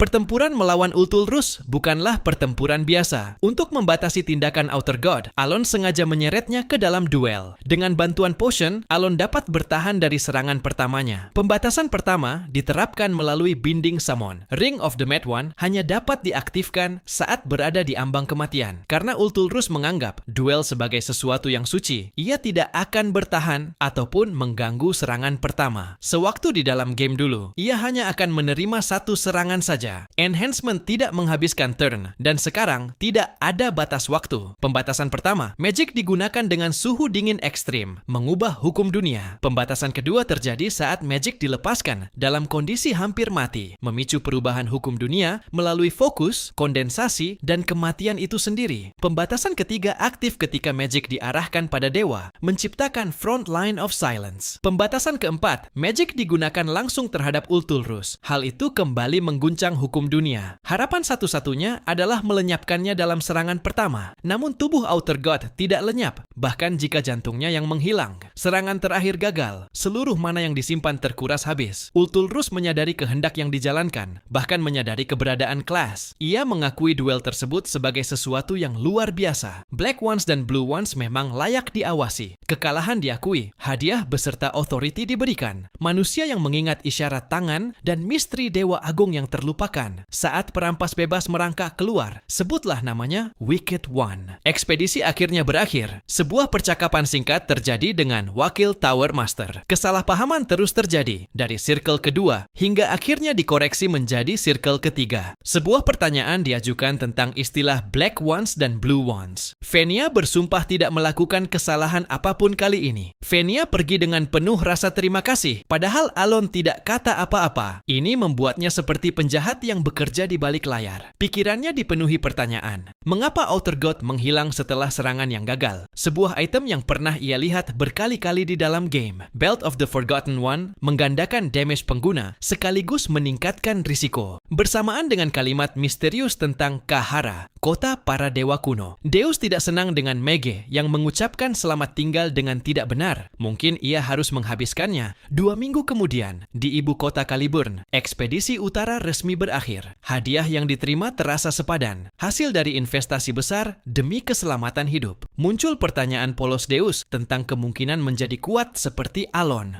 Alon tidak mengerti. Pria termuda yang menjadi Master Knight, mungkin sihirnya terlihat keren. Kemampuan unik Five Great Sins sudah terbilang overpower meski para dewa belum bergabung. Kekuatan bisa diraih dengan usaha dan waktu. Deus bertanya, mengapa Alon meminta bantuan dan bukan memerintah? Alon tidak pernah berniat memerintah keluarga sendiri. Sponsorship yang diberikan ternyata dianggap memiliki tujuan tersembunyi, padahal niatnya murni. Deus berniat membalas kebaikan, namun justru menerima lebih banyak lagi. Pasti menyenangkan mempunyai magic, dan Deus menyadari betapa hangatnya makna keluarga. Akhirnya ia kembali ke rumahnya setelah 3 bulan pergi. Tubuhnya terasa pegal, seolah semua tenaga terkuras habis. Namun, kenyataan langsung menyambutnya. Tumpukan dokumen menyambutnya kembali ke sarang pekerjaan yang tertunda. Mungkin ruangan itu bukan miliknya, tetapi kenyataannya memang demikian. Alon mulai mempertanyakan kapan dirinya bisa menjalani kehidupan bangsawan yang damai. Setelah itu, Alon mengambil libur 1 minggu sebagai hadiah untuk dirinya. Namun ironisnya, baru 1 minggu libur sudah cukup membuat pikirannya gelisah. Pikirannya kembali pada ritual hand seal, misteri Dewa Agung, dan kekuatan Black Ones dan Blue Ones. Nama Wicked Ones terasa aneh, seperti nama dewa kuno dari timur yang telah lama dilupakan. Ia juga teringat bagaimana seseorang bisa menguap lalu menghilang begitu saja. Jika satu Outer God bisa turun, maka kemungkinan yang lain juga bisa turun. Meski tidak seberbahaya Five Great Sins, kemunculan mereka memiliki tanda-tanda. Ia sebenarnya ingin sekali pergi ke Kahara, tetapi ia tidak bisa pergi ke sana dengan mudah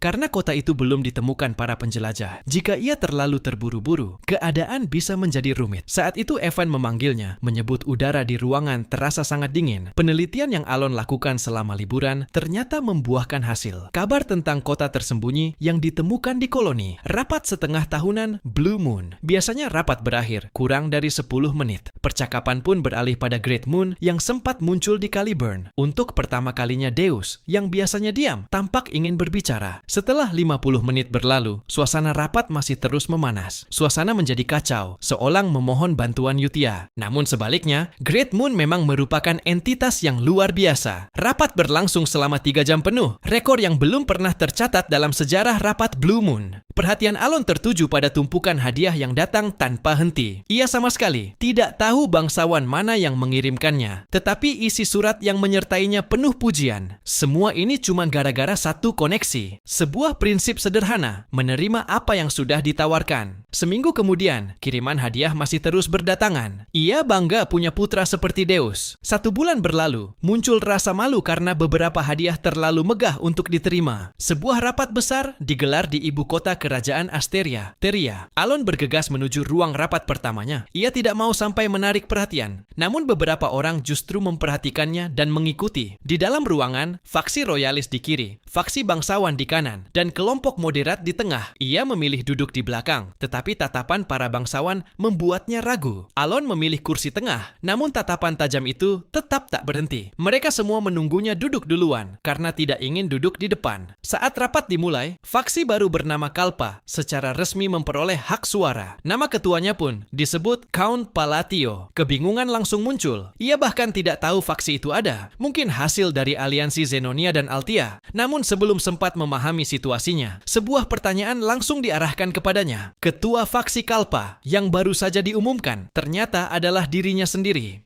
Seseorang mengamati dengan penuh minat, penasaran sejauh mana orang itu mampu melangkah. Dalam semalam dirinya berubah menjadi ketua sebuah faksi, sekaligus dalang dari rencana besar. Situasi itu terasa seperti judul light novel yang aneh dan tidak masuk akal. Para tamu memberikan ucapan selamat atas berdirinya faksi Kal. Alon bertanya-tanya, apakah ia hanya pemimpin dalam nama saja? Zenonia yakin, tadi itu hampir sempurna. Alon hanya sempat berbincang dengan mereka beberapa kali saja. Apa dirinya memiliki kepribadian ganda yang diam-diam melakukan semua ini tanpa ia sadari. Altia senang akhirnya bisa membalas atas menyelamatkan hidupnya. Berdasarkan informasi yang ia dapatkan lewat obrolan dengan mereka, dirinya adalah orang yang memerintahkan pembentukan aliansi. Dari instruksi yang dikirim kepada Zenonia, mereka menunjukkan kesetiaan dengan mengirimkan hadiah agar diterima masuk. Ia sebenarnya hanya pernah mengirim surat permintaan maaf. Kini semuanya terasa seperti kesalahpahaman besar yang mustahil diluruskan. Apalagi di game ini, kepribadian mereka sangat buruk, khususnya dari Zenonia. Alon akan menerima keadaan ini untuk sementara. Ketika ditanya rencana ke depan, Alon berpikir hal yang paling keren. Ia akan mulai dengan menyapu bersih dunia bawah. Setelah itu, ia segera pergi sebelum lebih banyak pertanyaan muncul. Di luar, Evan sudah menunggu. Alon memastikan suratnya telah dikirim, lalu buru-buru pergi menuju koloni tanpa melihat ke dalam lagi. Mereka sudah menduga Alon akan langsung pergi setelah mengatakan semuanya. Kekuasaan dunia bawah sebenarnya sudah lama berada dalam genggamannya. Namun gagasan untuk menyatukan seluruh dunia bawah tetap terdengar menarik. Mereka menantikan apa yang akan terjadi selanjutnya. Setelah itu, seseorang assassin menemukan Count Palatio. Membunuhnya di tempat itu sebenarnya sangat mudah, tapi bisa rumit jika Master Knight bergerak. Sang ketua pernah memperingatkan agar tidak menciptakan musuh besar meskipun hadiahnya menggiurkan. Ia yakin ketua juga akan memahami jika mengetahui isi misi kali ini. Di bagian selatan, kerajaan Ashutalon, tepatnya di kediaman Duke Komalon, seorang agen muncul. Kehadirannya di hadapan langsung dikenali sebagai bagian dari Seeker, organisasi assassin dari federasi yang anggotanya memiliki kemampuan setingkat Swordmaster. Dalam setiap misi, tak boleh ada pengganggu. Permintaan datang dari sosok yang disebut sebagai Tyrant of Ashutalon untuk menyingkirkan Count Palatio. Namun biaya untuk misi ini sangat tinggi. 4 benda langka ditawarkan sebagai bayaran. Sebuah item pasar gelap yang dikenal sebagai Abyss Entity. Berbeda dengan Abyss Orb yang hanya memperkuat tubuh, Entity mampu memberi kekuatan khusus. Ia menerima tugas tersebut. Inilah alasan mengapa organisasinya menjadi yang terbaik. Ia menyimpan dendam pribadi terhadap Palatio yang pernah merendahkannya. Sementara itu Duke Komalon, ayahnya memilih menutup mata terhadap konflik ini. Ia tak ingin keluarga Duke terlibat langsung. Bagi para pemain di dunia bawah Ashutalon, situasi ini justru menjadi kesempatan sempurna. Jika rencana berhasil, Abyss Entity akan menjadi miliknya. Di kegelapan malam, ia malah akhirnya disergap. Tubuhnya dibungkam dan tak mampu bergerak. Perlawanan hanya membuang tenaga. Lagian ia tidak bisa bergerak. Dalam sekejap, serangan mematikan pun dilancarkan. Jika targetnya bukan Count, mungkin tidak akan mati di tangannya. Panas menyengat hingga setiap tarikan napas mendidih paru-paru. 5 hari telah berlalu, namun masih belum mampu beradaptasi. Saran untuk berlatih magic, Alon penolakannya, karena satu saja bisa memicu bencana. Bergabung dengan karavan dianggap sebagai keputusan terbaik, mengingat ketidaktahuan mereka terhadap wilayah gurun ini. Tatapan mencurigakan dari Alon memicu ketegangan. Wanita itu adalah Lian Agules, putri dari Red Magic Tower Master, seorang mage rank 4. Tuduhan mematai-matai pun muncul, disertai sindiran terhadap Blue Tower. Suasana menjadi tidak nyaman. Evan kagum melihat kristal es yang bergantung di gerbong Lian. Namun Tower Master mereka sangat gila. Mending jangan mendekat. Setelah itu, para bandit dari Bloody Sand muncul tanpa peringatan, menyerang dengan kejam dan cepat. Bahkan Lian berhasil ditangkap sebelum sempat bereaksi. Dalam kondisi tertekan, trauma lama Lian kembali, membuat napasnya sesak. Namun, hawa dingin mendadak menyelimuti area. memberi ruang bagi Lian untuk bernapas kembali. Fenomena itu bukan sihir biasa yang datang dari Alon. Lian mengalami trauma dan rasa jijik terhadap kebohongan. Setelah semua cobaan menjadi putri dari Tower Master, Lian tidak percaya Alon memainkan peran penting dalam melawan Outer God, menggabungkan beberapa elemen sekaligus dalam satu rapalan. Sesuatu yang seharusnya mustahil bagi seorang Mage Rank 4. Dalam sekejap, pemimpin bandit dihancurkan dalam satu rangkaian gerakan. Alon memberi mereka kesempatan. Pergi atau itu akan menghancurkan mereka. Ancaman singkat itu berakhir dan mereka semua pergi. Rumor yang selama ini diragukan mulai terasa nyata. Sebuah rasa terima kasih yang berlebihan ditunjukkan.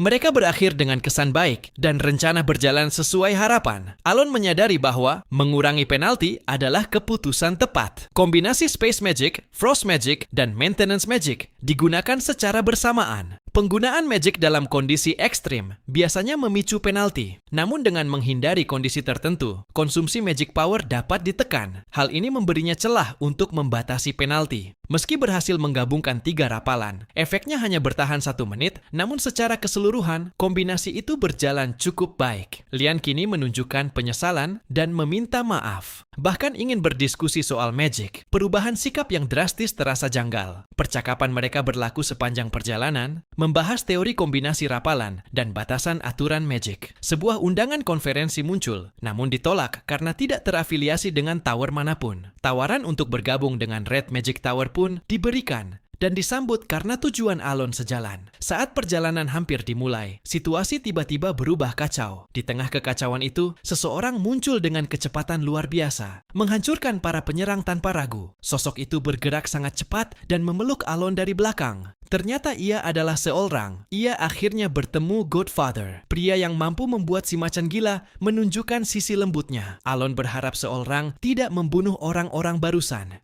Tempat itu diperkenalkan sebagai guild, wilayah yang hanya diisi oleh kaumnya. Suasana langsung ramai saat sang pemimpin kembali. Ralga memastikan tidak ada kejadian, berarti selama ia pergi. Ralga beralih pada tamu terhormat yang telah lama dinantikan. Setiap hari sang pemimpin duduk di pintu masuk, menunggu kedatangannya. Seorang sudah mengendalikan guildnya dengan baik. Mereka semua adalah keluarga. Namun secara perlahan, ia mengakui posisi tepat setelah Yutia. Tapi Alon dan Yutia bukan keluarga sedarah. Meski mereka jarang mengobrol, tapi ia ada di posisi ketiga. Ia mulai berpikir dari mana harus memulai. Dengan isyarat pada Evan, rencana langsung dijalankan. Sebuah hadiah dihadirkan. Tanpa banyak pertimbangan, bantuan langsung diberikan. Item yang diberi Alon membuka peluang untuk mengumpulkan kembali ras mereka. Muncul perasaan bangga, seperti ia berhasil membesarkan anak. Sang penyelamat dipersilakan beristirahat. Seorang menanyakan pengalaman Alon di gurun yang mungkin membosankan. Kekhawatiran mereka muncul mengenai perjalanan kembali, terutama karena panas yang ekstrim dan ancaman bandit. Cerita tentang serangan Blood Sand membuat suasana berubah tegang. Dalam bayangan malam, markas besar bandit tersebut dihancurkan tanpa sisa. Pemimpin mereka mengakui sebagai adik Kalman tak mampu berbuat banyak. Semua ini dilakukan demi menghindari masalah di masa depan. Keesokan harinya hanya menyisakan kebingungan bagi Alon. Seorang telah membuktikan dirinya layak menyandang gelar Baba Yaga, sekaligus menjadi perwujudan sejati dari Sin of Pride. Colosseum, sebuah objek wisata paling populer di koloni. Salah satu dari 4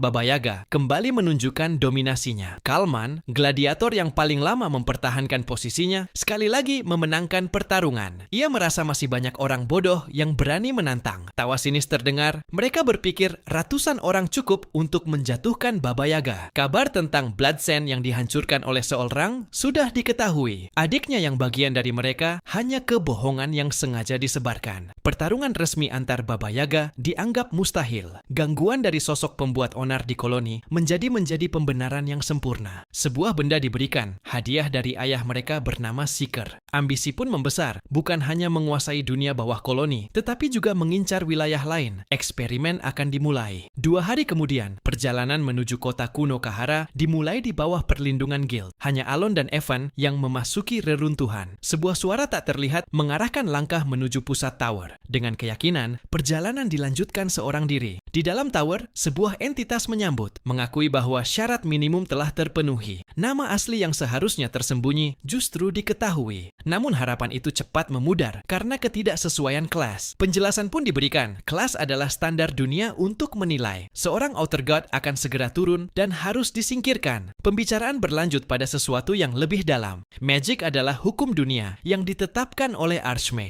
Segalanya dimulai dari frasa, lalu berkembang menjadi prinsip, dan nama harus disebut agar manifestasi terjadi. Alon baru mengetahui hal itu. Sebuah ajaran tentang esensi sejati magic pun akhirnya dimulai. Sebuah pelajaran tentang prinsip dimulai, pemahaman magic yang sebenarnya. Di luar, waktu terasa berjalan lambat, menimbulkan kegelisahan seolah sesuatu telah terjadi. Tiba-tiba, serangan dilancarkan tanpa peringatan. Kalman memancing kemarahan karena tindakannya di luar Koloseum. Namun, keterlibatan seorang dengan kelompok bandit Blood Sand. Semua yang ia lakukan adalah untuk balas dendam untuk keluarganya. Amarah meledak tanpa kendali, dengan tekad untuk melindungi mereka yang dianggap berharga. Namun situasi berubah ketika tusukan datang dari belakang. Tubuhnya terguncang, napas terhenti sesaat. Ralga mengkhianatinya. Seorang yang selalu menunjukkan kasih sayang mendalam pada kaumnya. Kenangan kebersamaan setelah meninggalkan panti asuhan. Impian besar seorang adalah membalas kehancuran yang disebabkan oleh Black Dragon dan mengumpulkan kembali suku Golden Mane demi merebut kebahagiaan yang hilang.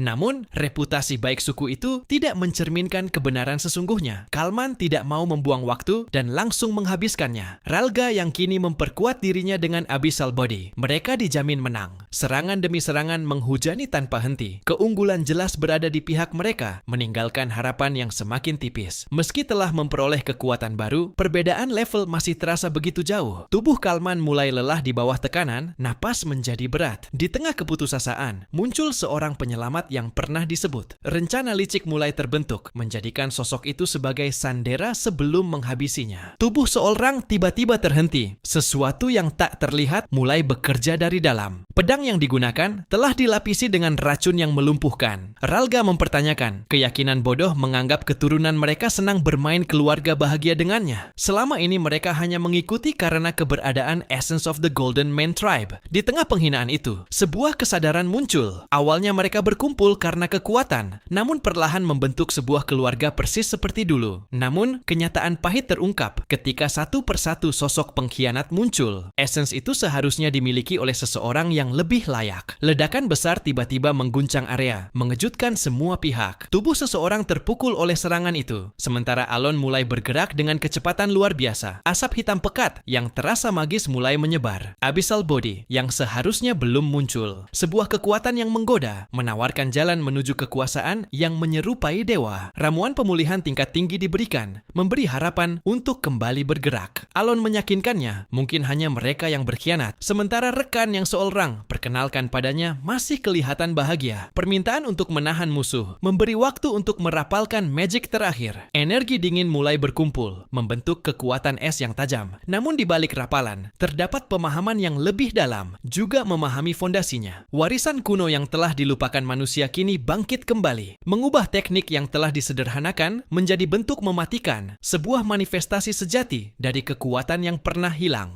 Amarah seorang meledak ketika Ralga menghina sosok penyelamatnya. Alon mengerahkan Painted Halberd of Ice Crystals, mengeluarkan aura dingin mematikan. Serangan mematikan tepat pada pihak lawan, membeku seluruh area, memicu luka dan tekanan besar pada tubuhnya. Satu-satunya tujuan yang tersisa hanyalah menghabisi lawan di hadapannya. Keinginan untuk menguasai Essence menjadi dorongan kuat, karena dari situlah ia percaya kehidupan baru bisa dimulai. Serangan Ralga memicu kemarahan seorang. Pertarungan berakhir dengan kondisi pihak lawan runtuh sepenuhnya. Serangan terakhirnya memang kuat, namun menguras seluruh tenaga hingga melukai dirinya sendiri. Meski begitu, Alon mencoba memahami maksud yang diucapkan Kalman. Menghadapi entitas setingkat dewa, membuatnya menyadari bahwa dirinya menjadi lebih kuat. Alon berusaha menghiburkan seorang agar tidak tenggelam dalam emosi gelap. Rasa bersalah seorang muncul karena serangan tadi hampir mencelakakan sang penyelamat. Dorongan alami untuk melindungi putri angkat yang sudah ia besarkan. Keinginan seorang seseorang untuk menjadi keluarga muncul, melampaui batas ras dan perbedaan yang ada. Namun perbedaan itu justru menjadi penghalang, dan akhirnya ia memutuskan untuk menikah. Dalam momen canggung yang tak terduga, Alon dan Evan terdiam mendengarnya. Beberapa hari kemudian, kabar tentang kekejaman Kalman telah menyebar. Sementara seorang mendapatkan dukungan besar sebagai kandidat Baba Yaga pertama. Tingkah polos seorang anak yang bersikeras ingin menikah. Namun seiring waktu, hal itu berubah menjadi kebiasaan yang terus berulang. Seorang ingin mereka berdua menikah dan menjadi keluarga sungguhan. Seorang menginginkan jawaban saat mereka bertemu lagi. Alon cuma berharap waktu akan meredakan semuanya. Namun bayangan kekecewaan yang muncul sesaat membuatnya ragu. Guild berkembang mengikuti cita-citanya. Pengkhianatan wakil ketua memicu kemarahan. Mengumpulkan kembali suku Golden Mane tidak akan membawa kebahagiaan sejati. Keluarga yang ia dambakan hanyalah keluarga yang bisa saling percaya. Ia mulai memikirkan perlindungan bagi sosok yang ia anggap penyelamat, membayangkan masa depan di mana mereka bisa hidup bahagia bersama. Setelah konfirmasi dari Guild Informasi, tidak ditemukan sisa-sisa pengaruh pengkhianat. Meski begitu, Alon tidak ingin lengah setelah berhasil membesarkannya dengan baik. Tugas untuk menghadapi ancaman dari Outer God membuatnya menyadari betapa sedikit yang ia pahami. Catatan kuno yang ditemukan menambah kebingungan, penuh simbol dan makna tersembunyi yang sulit dihubungkan. Sementara itu, kabar tentang anak-anak lain mulai berdatangan. Deus tumbuh menjadi sangat kuat dan berhasil mengalahkan First Sword. Rine telah menjadi anggota 3 dewan, meraih kekuasaan tinggi. Radan berhasil menaklukkan lautan dan menjadi raja bajak laut. Sebuah pernyataan berani muncul dari seorang. Ia akan menikahi Great Moon. Kebingungan pun semakin dalam, meninggalkan pertanyaan pada mereka. Apa seorang sedang mendeklarasikan perang pada Yutia? Seorang dengan berani mengatakan bakal menikahi Great Moon. Yutia mengakui bahwa pria itu memang luar biasa dan wajar jika seseorang menyukainya. Seorang bahkan membayangkan dirinya menjadi istri yang hebat. Mereka hanyalah bayangan, entitas yang tidak seharusnya berdiri di sisi yang sama. Seorang percaya bahwa bahkan bayangan pun memiliki hak untuk menikah. Yutia mengingatkan bahwa posisi mereka memiliki batas yang tak bisa dilanggar. Namun, perasaan Great Moon juga dianggap penting. Muncul keraguan, apakah Great Moon akan memilih seorang. Tapi Great Moon pernah mengatakan bahwa dirinya bukanlah pilihan yang buruk. Emosi yang tak terucap berubah menjadi kegelisahan. Seorang menceritakan kembali kejadian yang dialaminya bersama Great Moon. Ingatan Deus tentang kebesaran yang tetap tenang meski berjalan di jalur neraka. Ia pernah meragukan kekuatan tersebut, namun akhirnya diyakinkan kembali setelah melihatnya secara langsung. Waktu pun berlalu selama 2 jam dalam perbincangan mereka. Yutia bersikeras bahwa seorang tidak bisa menikah dengan Great Moon. Penolakan dan pembelaan terus berulang tanpa akhir, hingga tercatat sebagai catatan aneh dalam pertemuan Blue Moon. Bahkan muncul peringatan untuk tidak membahas Great Moon di depan Deus. Kedua, Yutia akan bersikap kekanak-kanakan yang tak terduga jika terkait Great Moon. Di kerajaan Asteria, percakapan gelap terjadi. Rencana untuk membentuk aliansi demi menjatuhkan Faksikal mulai dibahas. Dua tokoh berpengaruh, Marquis Philboyd dan Duke Rimgrave, menyusun strategi dengan memanfaatkan kerajaan suci Rosario. Sebuah surat reformasi akan dijadikan alat untuk menuduh mereka melakukan penyimpangan. Dukungan kardinal menjadi kunci dan rencana kotor pun disusun.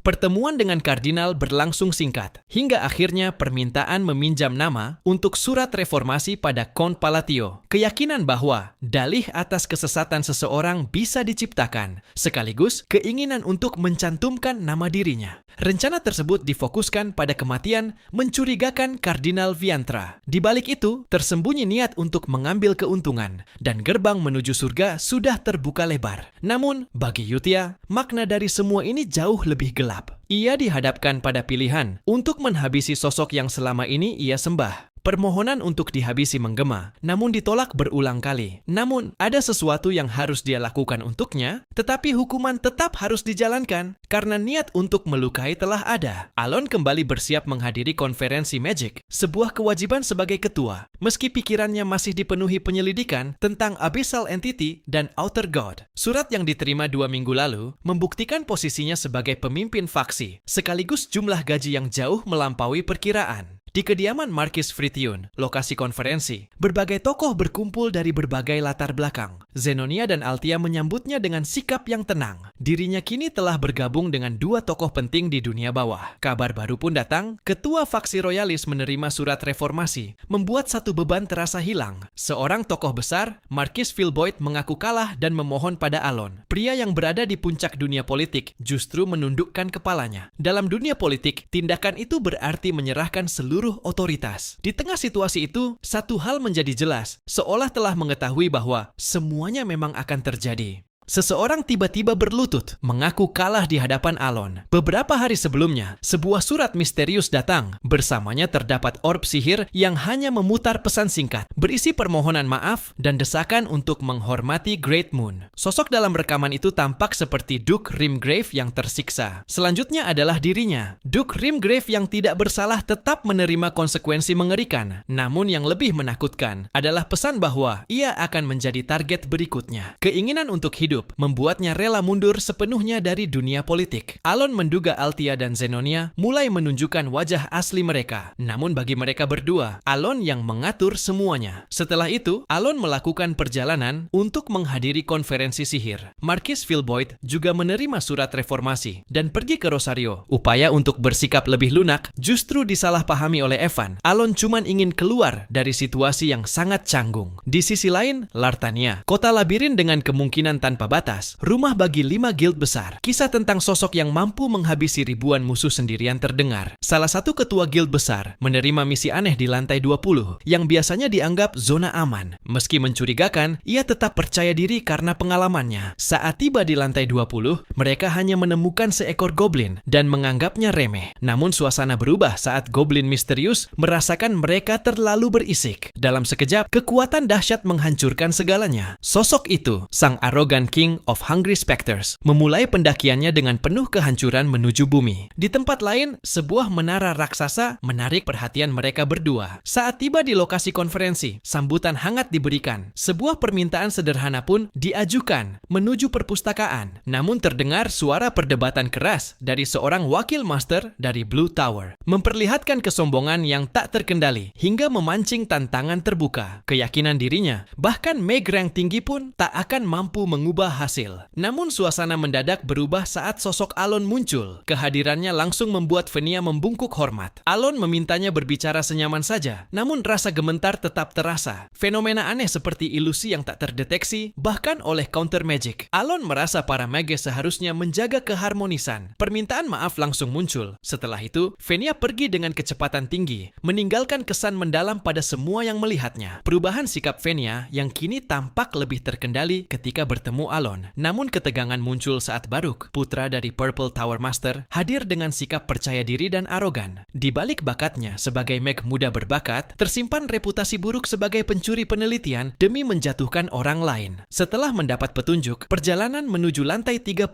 dimulai. Di sana, suasana terasa berbeda dan penuh misteri. Alon mengatur jarum jam. Dengan begini, ia akan kembali saat bulan purnama terbit. Sebuah mekanisme rahasia diaktifkan, mengarah pada pencarian buku hitam tanpa judul. Dari sanalah tujuan sebenarnya terungkap, menemukan Ring of Radiance. Keesokan harinya, ketenangan Alon kembali terganggu. Sebuah tantangan resmi diajukan kepada Alon oleh Baruch. Tuan Baruch ingin menantang Alon dalam duel. Kejutan muncul, disertai dugaan bahwa ini ada kaitannya dengan Lian, dan tekanan soal pernikahan yang sebelumnya terus mengganggu. Baruch datang dengan sikap hormat, namun terselip ambisi. Ia ingin memanfaatkan rumor tentang keterlibatan Alon dalam insiden Outer God, pengkhianat Baba Yaga, dan kabar bahwa Venia tunduk padanya. Reputasi Alon sudah dilebih-lebihkan, padahal hanya berada di rank ketiga. Dengan dalih pertandingan persahabatan, Baruch mencoba menekan, namun Alon menerima tanpa ragu. Aturan ditetapkan tanpa sihir mematikan. Baruch berencana mengakhiri duel cepat untuk menjatuhkan citra Alon. Namun saat pertarungan dimulai, sesuatu terasa aneh. Kakinya melambat oleh dingin yang tak biasa. Teknik Glory of the Snow Peak muncul. Beberapa saat sebelumnya, Venia menunjukkan sikap tak biasa, membuat Masternya penasaran akan kebenaran rumor itu. Mereka meragukan Alon karena mananya kecil dan terlihat lemah. Namun kenyataan berbalik. Di tengah duel, ia hampir menyempurnakan 3 kombinasi sihir sekaligus, sesuatu yang bahkan dirinya rank kelima tak mampu lakukan. Ketegangan meningkat saat teknik crystallization dan rotation digunakan bersamaan. Baruch mencoba sihir berbahaya dari Purple Magic Tower. Dalam sekejap, satu ledakan besar pun tak terhindarkan, hingga kemenangan akhirnya diraih oleh Alon. Kekaguman pun muncul, terutama terhadap praktik kuno dengan simbol tangan. Alon menyadari betapa sedikitnya pemahaman orang lain. Meski begitu, ia tetap mengatakan dirinya hanyalah mage rank ketiga. Walau tidak dipercaya, situasi mulai terasa merepotkan, sehingga Alon memilih untuk pergi. Memories of the Black Eye sangat berguna karena mampu menyimpan dan memperkuat sihir seperti Frozen Lens tanpa menghabiskan batas penggunaan. Alon mulai memahami skill Glory of the Snow Peak yang membekukan udara saat sihir dimanifestasikan. Pemahaman mendalam membuatnya bisa memanipulasi hukum sihir, bukan sekadar memperkuatnya. Setelah beristirahat, ia menuju lantai 38. Suara misterius memuji keberhasilannya menyelesaikan teka-teki. Sosok itu adalah sosok yang ditakuti, Eternal Fear. Sekaligus mage pertama yang mencapai rank 8, Archmage Heinkel. Kesalahan kecil bisa berujung kematian. Ia mengingat reputasi sosok ini di antara para pemain, di mana pilihan yang salah berarti akhir. Dengan hati-hati ia bersiap, memasang sihir defensif. Sosok yang ia bayangkan menakutkan ternyata terlihat kecil. Ketegangan berubah aneh saat Heinkel justru panik dan menyerahkan item begitu saja sebelum menghilang. Semua berakhir jauh lebih mudah dari yang ia bayangkan. Alon menghadiri berbagai konferensi dan diskusi tentang Magic. Metode seperti itu terasa jauh lebih efektif dibanding belajar sendiri. Meski Lian meragukan dirinya benar-benar Mage rank ketiga, Alon merasa sudah waktunya menggunakan Magic rank keempat. Kabar munculnya Outer God di labirin Lartania menyebabkan perubahan besar di dalam labirin. Alon segera memerintahkan Evan mengirim surat sebelum mereka berangkat. Saat hendak pergi, Fenia datang mengantarkannya. Fenia bersumpah kalau yang ia tahu, Alon hanya rank ketiga. Namun gadis itu cuma tersenyum aneh setelah Alon pergi. Beberapa hari kemudian, mereka tiba di kota labirin Lartania. Rine berkembang jauh lebih cepat dari bayangannya. Hal itu membuktikan satu kebenaran sederhana. Segalanya mungkin selama ada uang. Appraiser ternyata memiliki pengaruh jauh lebih besar dari dugaannya. Namun saat mencoba menemui Rine, ia tertahan karena tidak memiliki janji temu. Bahkan tanpa reservasi, waktu tunggunya mencapai 10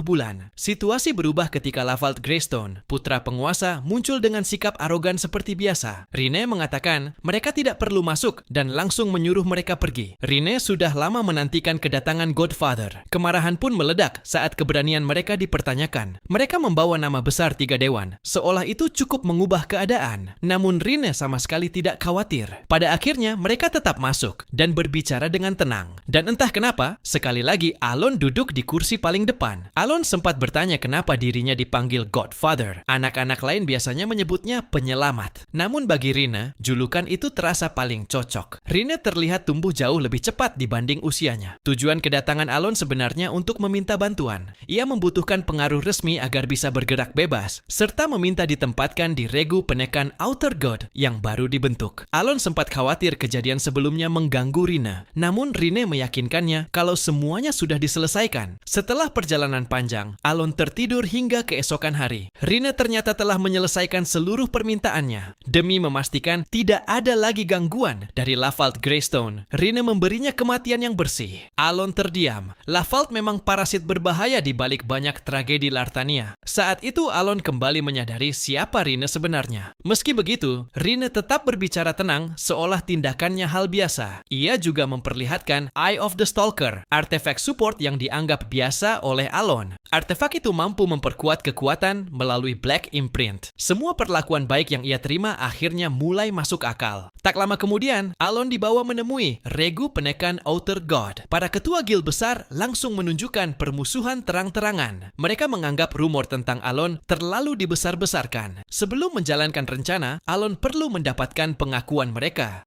Ada dua alasan yang membuat Alon ingin ikut dalam regu penekan. Outer God bukan makhluk yang bisa dihadapi dengan kekuatan biasa. Kedua, ia membutuhkan mercenary kuat yang bersedia mengikuti rencananya. Namun reaksi para mercenary menganggap tindakannya sebagai provokasi. Alon tetap memaksa pembicaraan berjalan sesuai arah yang diinginkan. Situasi ini identik dengan special quest di dalam game. Selama alurnya tidak berubah, konflik ini seharusnya tidak berlaku. Argonia akhirnya menghentikan semuanya. Ia mengakui bahwa pihak merekalah yang lebih dulu meremehkannya. Pertemuan hari itu ditutup dengan keputusan untuk melanjutkan rapat keesokan harinya sebelum memasuki labirin 2 hari lagi. Alon bersumpah tidak ingin mengulang cara semacam itu lagi. Maverick masih tidak memahami apa yang sebenarnya terjadi. Argonia baru saja menyelamatkan nyawa mereka. Menurutnya, serangan tadi cukup kuat untuk menghabiskan Maverick dalam sekejap. Saat mata hitam muncul di langit malam, jangan pernah menentangnya. Consumer of Class, keberadaan mengerikan yang tak boleh dilawan. Kenangan itu membuatnya sadar bahwa pria tadi bukan manusia biasa. Keesokan harinya, semua orang sepakat mengikuti rencana Alon tanpa banyak perdebatan. Bahkan Miaon yang paling bermasalah, kini terlihat jauh lebih pendiam. Mungkin pengetahuan yang ia miliki dari game perlahan berhasil. Setelah persiapan selesai, kelompok itu akhirnya mulai menuruni labirin sambil menyingkirkan monster yang menghadang jalan mereka. Alon mulai merasa dirinya memang tidak bisa datang ke tempat seperti ini sendirian. Di tengah perjalanan, Miaon tiba-tiba bertanya apa Alon membenci Beastman. Namun tindakannya sama sekali bukan karena diskriminasi. Dengan santainya, gadis itu mengajak Alon memiliki anak bersama. Baginya, kekuatan adalah segalanya. Dan pria kuat dianggap sangat menarik. Ajakan langsung ditolak mentah-mentah. Bahkan Rine merasa ingin membungkam mulut Miaon yang asal bicara pada Godfather. Hari kedua, di dalam labirin berjalan jauh lebih membosankan dari dugaan. Mereka menghabiskan setengah hari hanya untuk mencari pintu lantai berikutnya. Akhirnya mereka lanjut di lantai 5, area aman yang cukup tenang untuk beristirahat. Beberapa hari lalu, Outer God terlihat di lantai 12, sehingga mereka seharusnya masih punya cukup waktu. Namun ketenangan itu tidak berlangsung lama. Serangan mendadak menghancurkan suasana. Sosok itu kesal karena ada yang berani menatap matanya tanpa izin. Saat Alon menyebut nama Kailus, sang goblin langsung tertarik. Sosok tersebut adalah calon King of Starving Demons, monster yang mencapai kelas Divinity setelah melanggar hukum dunia. Menurut laporan, Kailus seharusnya baru tiba beberapa hari lagi. Kailus memberi kesempatan bagi mereka untuk pergi hidup-hidup, namun seluruh mercenary sudah bersiap tempur. Sementara inkarnasinya Kailus belum mencapai bentuk sempurna, pertarungan besar pun tak lagi bisa dihindari.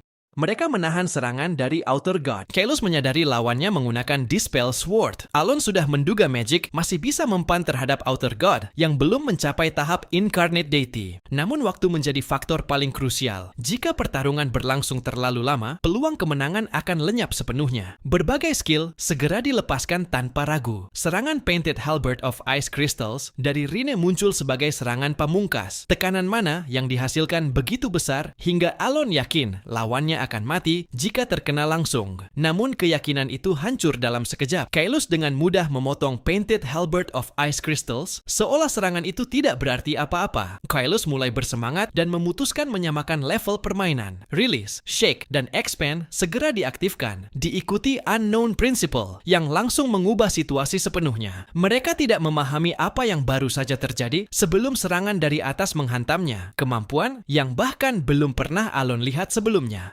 Perbedaan kekuatan mereka terasa terlalu besar. Bukan hanya soal skill, tetapi juga informasi, strategi, dan kekuatan tempur secara keseluruhan. Namun, di tengah keputusasaan itu, ia sadar satu-satunya hal yang masih bisa dilakukan hanyalah memaksimalkan sihir hingga batas terakhir. Dengan mengaktifkan Renown of a Snowy Mountain bersamaan dengan Resolution dan Revolution, serangannya berhasil. Yang paling penting sekarang hanyalah jumlah serangan dan kecepatannya. Alon meminta bantuan Rine dan memaksa tubuhnya bergerak meski kondisinya semakin hancur. Selus bahkan memandang rendah perjuangan itu. Meski begitu, Alon tetap bertahan lagi dan lagi. Lebih dari 5 mana potion hingga efek sampingnya mulai merusak tubuhnya sendiri. Di saat Rine coba bertahan, Alon akhirnya mencoba menggabungkan Frost Form, Renown of a Snowy Mountain, dan Pen of the Blind. Salah satu penalti berhasil dikurangi, tetapi syarat untuk mematahkan hukum dunia masih belum sempurna. Ia dipaksa berpikir keras di tengah pertarungan, mencari sesuatu yang yang melampaui prinsip sihir itu sendiri. Lalu jawabannya muncul. Bukan frasa ataupun prinsip, melainkan tanda. Dari semua pengalaman yang pernah ia lalui, kesadaran itu akhirnya membuka jalan baru. Ketika Bodasri Sign selesai terbentuk, tombak es di serangan perlahan berubah menjadi sebuah kunci. Dan saat kunci itu diputar pada kristal, Painted Halberd of Ice Crystals akhirnya terbangun, memanggil Gletser es ke tengah padang rumput sebagai awal dari serangan terakhirnya. Alon akhirnya memahami sedikit tentang konsep expression, magic yang membekukan seluruh area menjadi wilayah yang dipenuhi es. Namun tubuhnya hanya mampu mempertahankan selama 6 detik. Meski begitu, tujuan utamanya telah tercapai. Outer God menyadari betapa lemahnya tubuh yang dimilikinya. Seandainya manifestasinya sempurna, serangan itu bukanlah ancaman. Ia mengakui kekalahannya sebelum akhirnya menghilang. Setelah menguras terlalu banyak energi, Alon langsung tak sadarkan diri. Alon sempat melihat satu sosok di hadapannya. Sebelum terbangun dan mendapati dirinya berada di kamp regu penekan, tubuhnya terasa mati rasa dan hampir tidak memiliki tenaga. Keracunan mana telah menguras seluruh tenaganya. Tak lama kemudian, Alon menerima kabar mengenai keadaan yang lain. Miaon pulih dengan cepat, sementara Argonia berhasil selamat. Rine mempertanyakan alasan Godfather mempertaruhkan nyawa demi menyelamatkannya. Ia menganggap dirinya hanyalah alat yang dibesarkan demi tujuan tertentu. Alon meluruskan yang ia tidak pernah melihat Rine sebagai alat. Ia menganggap mereka sebagai keluarga. Jika Rine mempertaruhkan diri untuknya, ia juga akan melakukan hal yang sama. Penjelasan sederhana itu akhirnya membuat suasana perlahan mencair. Alon hanya bisa berharap bahwa kali ini pesannya benar-benar tersampaikan. Setelah 5 hari, kondisinya dan Argonia cukup kuat untuk bergerak kembali. Setelah beristirahat beberapa hari lagi, mereka kembali ke dunia luar. Kepulangan mereka langsung disambut kemarahan dari Even. Ia kesal karena Alon mencegahnya untuk menemani mereka. Keberhasilan mereka telah menyebar ke seluruh wilayah. Sebelum berpisah, Rine menanyakan tanggal ulang tahun Godfather. Untuk pertama kalinya, sebutan keluarga terasa memiliki arti nyata. Sosok yang selama ini hanya dihormati kini terasa jauh lebih dekat. Rine mulai memikirkan hadiah ulang tahun pertamanya. Sebuah istana milik penguasa wilayah terdengar seperti hadiah yang cukup pantas. Kini Alon kembali disibukkan oleh tumpukan dokumen serta surat dari Yutia. Di tengah kesibukan itu, sebuah hadiah kristal komunikasi dari Duke Altia tiba. Awalnya ia mengira hanya laporan biasa, sampai mengetahui bahwa seluruh dunia bawah kerajaan Asteria kini telah berada di bawah kendali penuh Faksikal. Ucapan yang pernah dilontarkannya secara sembarangan justru dianggap sebagai instruksi resmi. Altia mengira orang berikutnya adalah sang raja, tetapi langsung dibantah. Mungkin karena itu, surat resmi dari keluarga kerajaan tiba di kediamannya. Undangan menuju pesta tahun baru pertama yang akan digelar setelah 5 tahun. Keinginannya untuk hidup santai sebagai bangsawan tampaknya semakin jauh.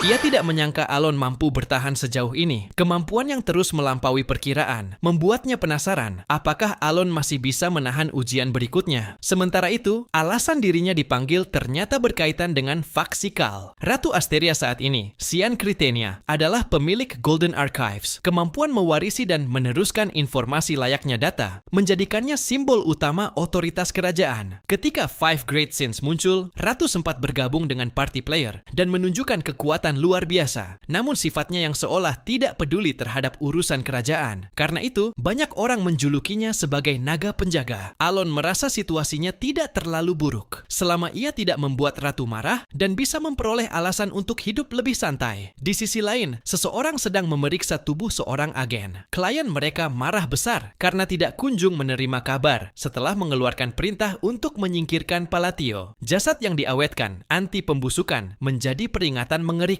Kegagalan misi dapat memicu kemarahan atasan mereka. Ia memutuskan mencari informasi dari seorang kenalannya. Setelah itu, Deus menyadari keberadaannya meski semua jejak telah dihapus. Tekanan digunakan untuk memaksa informasi tentang Count Palatio. Benang-benang misterius, Evil Spirit, serta Cursed Spirit menjadi petunjuk yang cukup untuk mengungkap identitasnya. Deus menyadari bahwa sosok itu memiliki hubungan dengan The Agents. Ia telah menyentuh sesuatu yang seharusnya tidak pernah disebutkan. Yutia menolak keras gagasan bahwa Alon akan menikah dengan seorang. Seorang mengeluh karena merasa perlakuan itu tidak adil. Bagaimanapun juga, Yutia adalah orang yang paling lama mendukung Great Moon. Rine ingin mengirim laporan mengenai Eye of the Stalker secara pribadi. Senyum yang muncul di wajahnya semakin memancing kecurigaan. Namun sebelum pembahasan itu berlanjut, rapat resmi akhirnya dimulai. Masalah yang dibawa Deus langsung mengubah suasana. Sebuah organisasi diketahui sedang mengincar Great Moon. Mereka langsung mengusulkan pembantaian tanpa penyelidikan lebih lanjut. Hanya Radan yang menyarankan pengumpulan informasi terlebih dahulu. Sayangnya, usulan itu justru membuatnya dicurigai sebagai pengkhianat. Pada akhirnya ia menyerah, menyadari bahwa kesetiaan sudah berada di tingkat fanatisme yang sulit dibantah. Sementara itu, di istana kerajaan Asteria, Alon kembali menjadi pusat perhatian. Alon kelihatan seperti memimpin penyerangan terhadap ratu. Mereka berharap faksi miliknya akan mendapat teguran dari sang ratu. Namun dugaan itu ternyata meleset jauh. Di hadapan seluruh hadirin, ratu memanggil Count Palatio. Saat semua orang menunggu hukuman atau teguran, sang ratu justru menganugerahkan gelar markis kepada Alon Palatio. Ratu Xian menganugerahkan gelar markis kepada Alon sebagai penghargaan atas menumpas para pelaku dunia bawah. Keputusan itu membuat Alon sendiri kesulitan memahaminya. Saat ia masih berusaha mencerna keadaan, sang ratu memintanya mengangkat kepala dan tersenyum. Senyuman itu terasa mustahil bagi mereka yang mengenal sifat Xian selama ini. Dalam sekejap, pengaruh Alon kembali meningkat, sementara berbagai spekulasi mulai menyebar di kalangan bangsawan. Sementara itu, di kawasan Kumu Ashutalon, ia telah kehilangan seluruh otoritasnya, diliputi amarah dan frustrasi. Setelah mengalami berbagai penyiksaan, ia berharap Alon suatu hari akan jatuh. Namun kenyataannya, Alon justru mendapat perhatian langsung dari sang ratu. Keputusasaan itu mendorongnya mencari bantuan organisasi bahaya. Akan tetapi, harapan terakhirnya langsung dihancurkan oleh seorang beastman yang menguasai tempat tersebut. Bagaimanapun, tidak ada yang boleh menyentuh calon suaminya. Setelah perjamuan berakhir, Alon masih belum memahami jalan pikiran sang ratu. Namun saat ini, ia memiliki terlalu banyak urusan. Setelah mengalahkan Kailus, ia harus menuju reruntuhan di wilayah koloni. Benda yang diberikan Heinkel juga perlu direvitalisasi di Raksas, sementara status barunya menuntut banyak persiapan. Sambil memeriksa catatan dari versi terbaru Psychedelia, Alon mencoba mengingat hubungan antara Psychedelia dan Calypsophobia. Keduanya dibuat oleh pengembang yang sama, tetapi jalur ceritanya dipisahkan hingga hampir tidak pernah saling memengaruhi. Karena itu, perubahan yang ia buat tidak akan memengaruhi jalan cerita lain. Daripada memikirkan hal jauh, ia memilih fokus pada ancaman The Agents. Setelah melewati jalur rahasia, mereka seharusnya tiba di markas organisasi tersebut. Namun suasana yang menyambut mereka terasa aneh. Beberapa jam sebelumnya, tempat itu sudah lebih dulu didatangi seseorang. Pemimpin The Agents yang selama ratusan tahun dikenal sebagai simbol pembantaian, ternyata telah berhadapan dengan Yutia. Awalnya ia menganggap kedatangan Yutia sebagai hiburan langka. Namun kesombongan itu segera berubah menjadi mimpi buruk. Rasa takut, putus asa, dan ketidakberdayaan terus berulang tanpa henti, seolah ia dipaksa mengalami penderitaan yang sama berkali-kali. Pada akhirnya, bahkan kematian terasa terlalu ringan baginya. Dengan demikian, organisasi yang selama ini menguasai dunia bawah lenyap sebelum sempat menunjukkan taringnya. Kembali ke masa kini, keadaan itu membuat mereka kebingungan. Berbagai artefak, ramuan, dan berbagai benda berharga masih tersimpan tanpa pemilik. Kesempatan seperti itu tentu tidak mungkin dilewatkan. Alon kembali bertemu seorang yang sudah lama tidak dijumpainya. Ia berniat memperlakukannya lebih baik, khawatir luka pengkhianatan masa lalu masih membekas. Namun niat baik itu berubah menjadi keterkejutan. Awalnya Alon mengira dirinya hanya diminta menjadi saksi. Ternyata yang menunggunya adalah sertifikat pernikahan yang hanya membutuhkan tanda tangannya.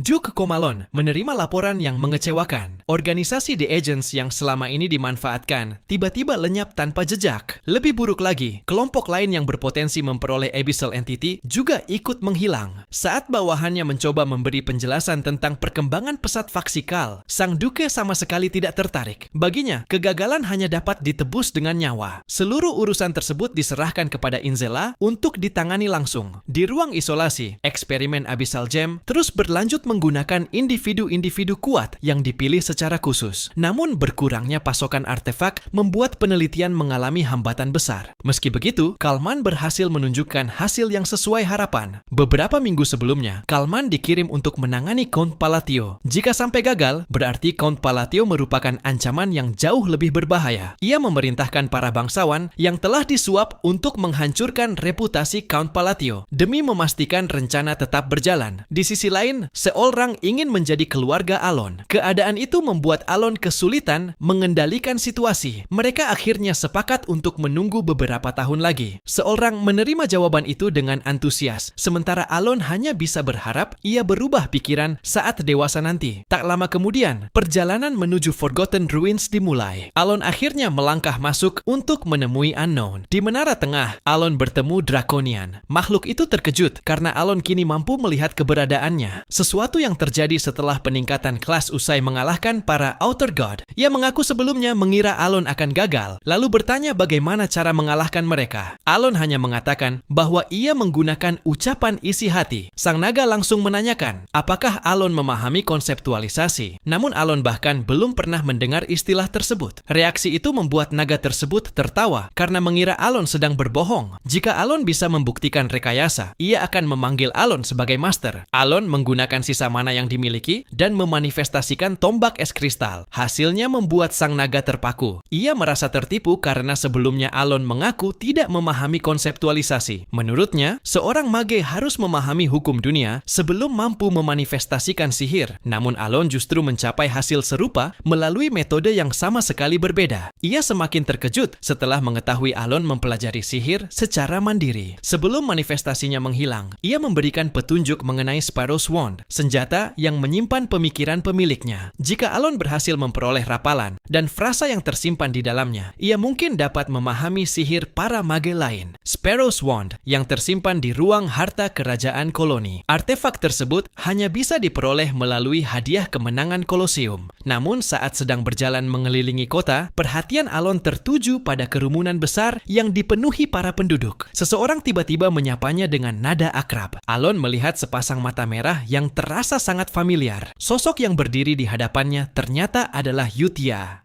Begitu melihat sepasang mata merah yang dikenalnya, Alon langsung menyadari sosok di hadapannya adalah Yutia. Penampilannya berbeda dari yang selama ini ia kenal di dalam game. Bahkan seorang bocah memuji kecantikannya, tetapi Yutia dengan anggun mengoreksi agar dipanggil sesuai gelarnya sebagai kardinal. Karena kebetulan bertemu, Yutia mengajak mereka mencari tempat untuk mengobrol. Seorang hanya mengangguk antusias meski sebenarnya terpaksa. Di perjalanan, Alon menjelaskan bahwa Yutia kini telah menjadi kardinal, jabatan yang hanya selangkah di bawah Pope dan memiliki berwenang perang suci. Fakta itu membuatnya lega karena akhirnya memiliki backingan yang sangat kuat. Sesampainya di markas, suasana hangat berubah canggung saat seorang mulai gugup di hadapan Yutia. Yutia ingin menyampaikan langsung kabar kenaikan posisinya sambil tersenyum begitu tulus, hingga sulit dipercaya bahwa di dalam game ia dikenal sebagai karakter destruktif. Hal itu membuat Alon bangga melihat anaknya tumbuh dengan baik. Namun suasana damai mendadak kacau ketika seorang tanpa sengaja membocorkan janji 2 tahun lalu soal pernikahan. Ia dengan polos mengaku gurunya pernah berjanji akan mempertimbangkan menikahinya. Yutia menganggap itu hanya kebohongan kecil untuk menenangkan seorang yang masih kekanak-kanakan. Perdebatan pun berubah menjadi soal usia dan siapa yang lebih pantas, hingga seorang nyaris mengatakan usia Yutia yang hampir 100 tahun. Lantai mendadak runtuh, seolah dunia ikut menolak pembahasan tersebut. Meski sempat terganggu, obrolan mereka tetap berlanjut sampai Yutia berpamitan untuk kembali ke istana kerajaan. Sebelum pergi, ia menawarkan bantuan mencari harta yang diincar Alon. Tanpa ragu, Alon meminta Sparrow's Wand yang sangat dibutuhkan untuk rencananya. Keesokan harinya, Alon memperoleh kartu petarung rank F tanpa perlu mengantre berkat jalur khusus. Target berikutnya adalah mencapai rank A demi memperoleh akses ke ruang harta. 2 hari kemudian, ia mengikuti Battle Royale yang memungkinkan langsung naik ke rank D. A. Karena berasal dari keluarga Count Palatio, Alon menjadi sasaran utama. Ia memperluas sihir esnya hingga menjatuhkan banyak lawan sekaligus. Meski hampir kehabisan mana, seluruh lawannya tumbang dan ia resmi naik ke rank D. Saat masih mengatur napas, hadiah dari Yutia datang lebih cepat dari perkiraan. Sparrow's Wand yang hanya bisa diperoleh setelah mencapai rank A malah sudah berada di tangannya. Keesokan harinya, Alon mencoba menuangkan mana ke dalam artefak itu. Namun Sparrow langsung menolaknya karena menganggap konsep miliknya mustahil diwariskan, lalu mengusir Alon tanpa penjelasan. Di saat bersamaan, Evan membawa surat tantangan dari petarung rank A bernama Phil Seon. Alon justru melihat duel itu sebagai kesempatan emas untuk langsung naik ke rank A. Ia pun menantang Sparrow untuk bertaruh jika memang tidak mempercayainya. Sparrow menyatakan bahwa hal itu sama sekali bukan masalah. Setidaknya bisa menjadi hiburan kecil untuk mengusir rasa bosan.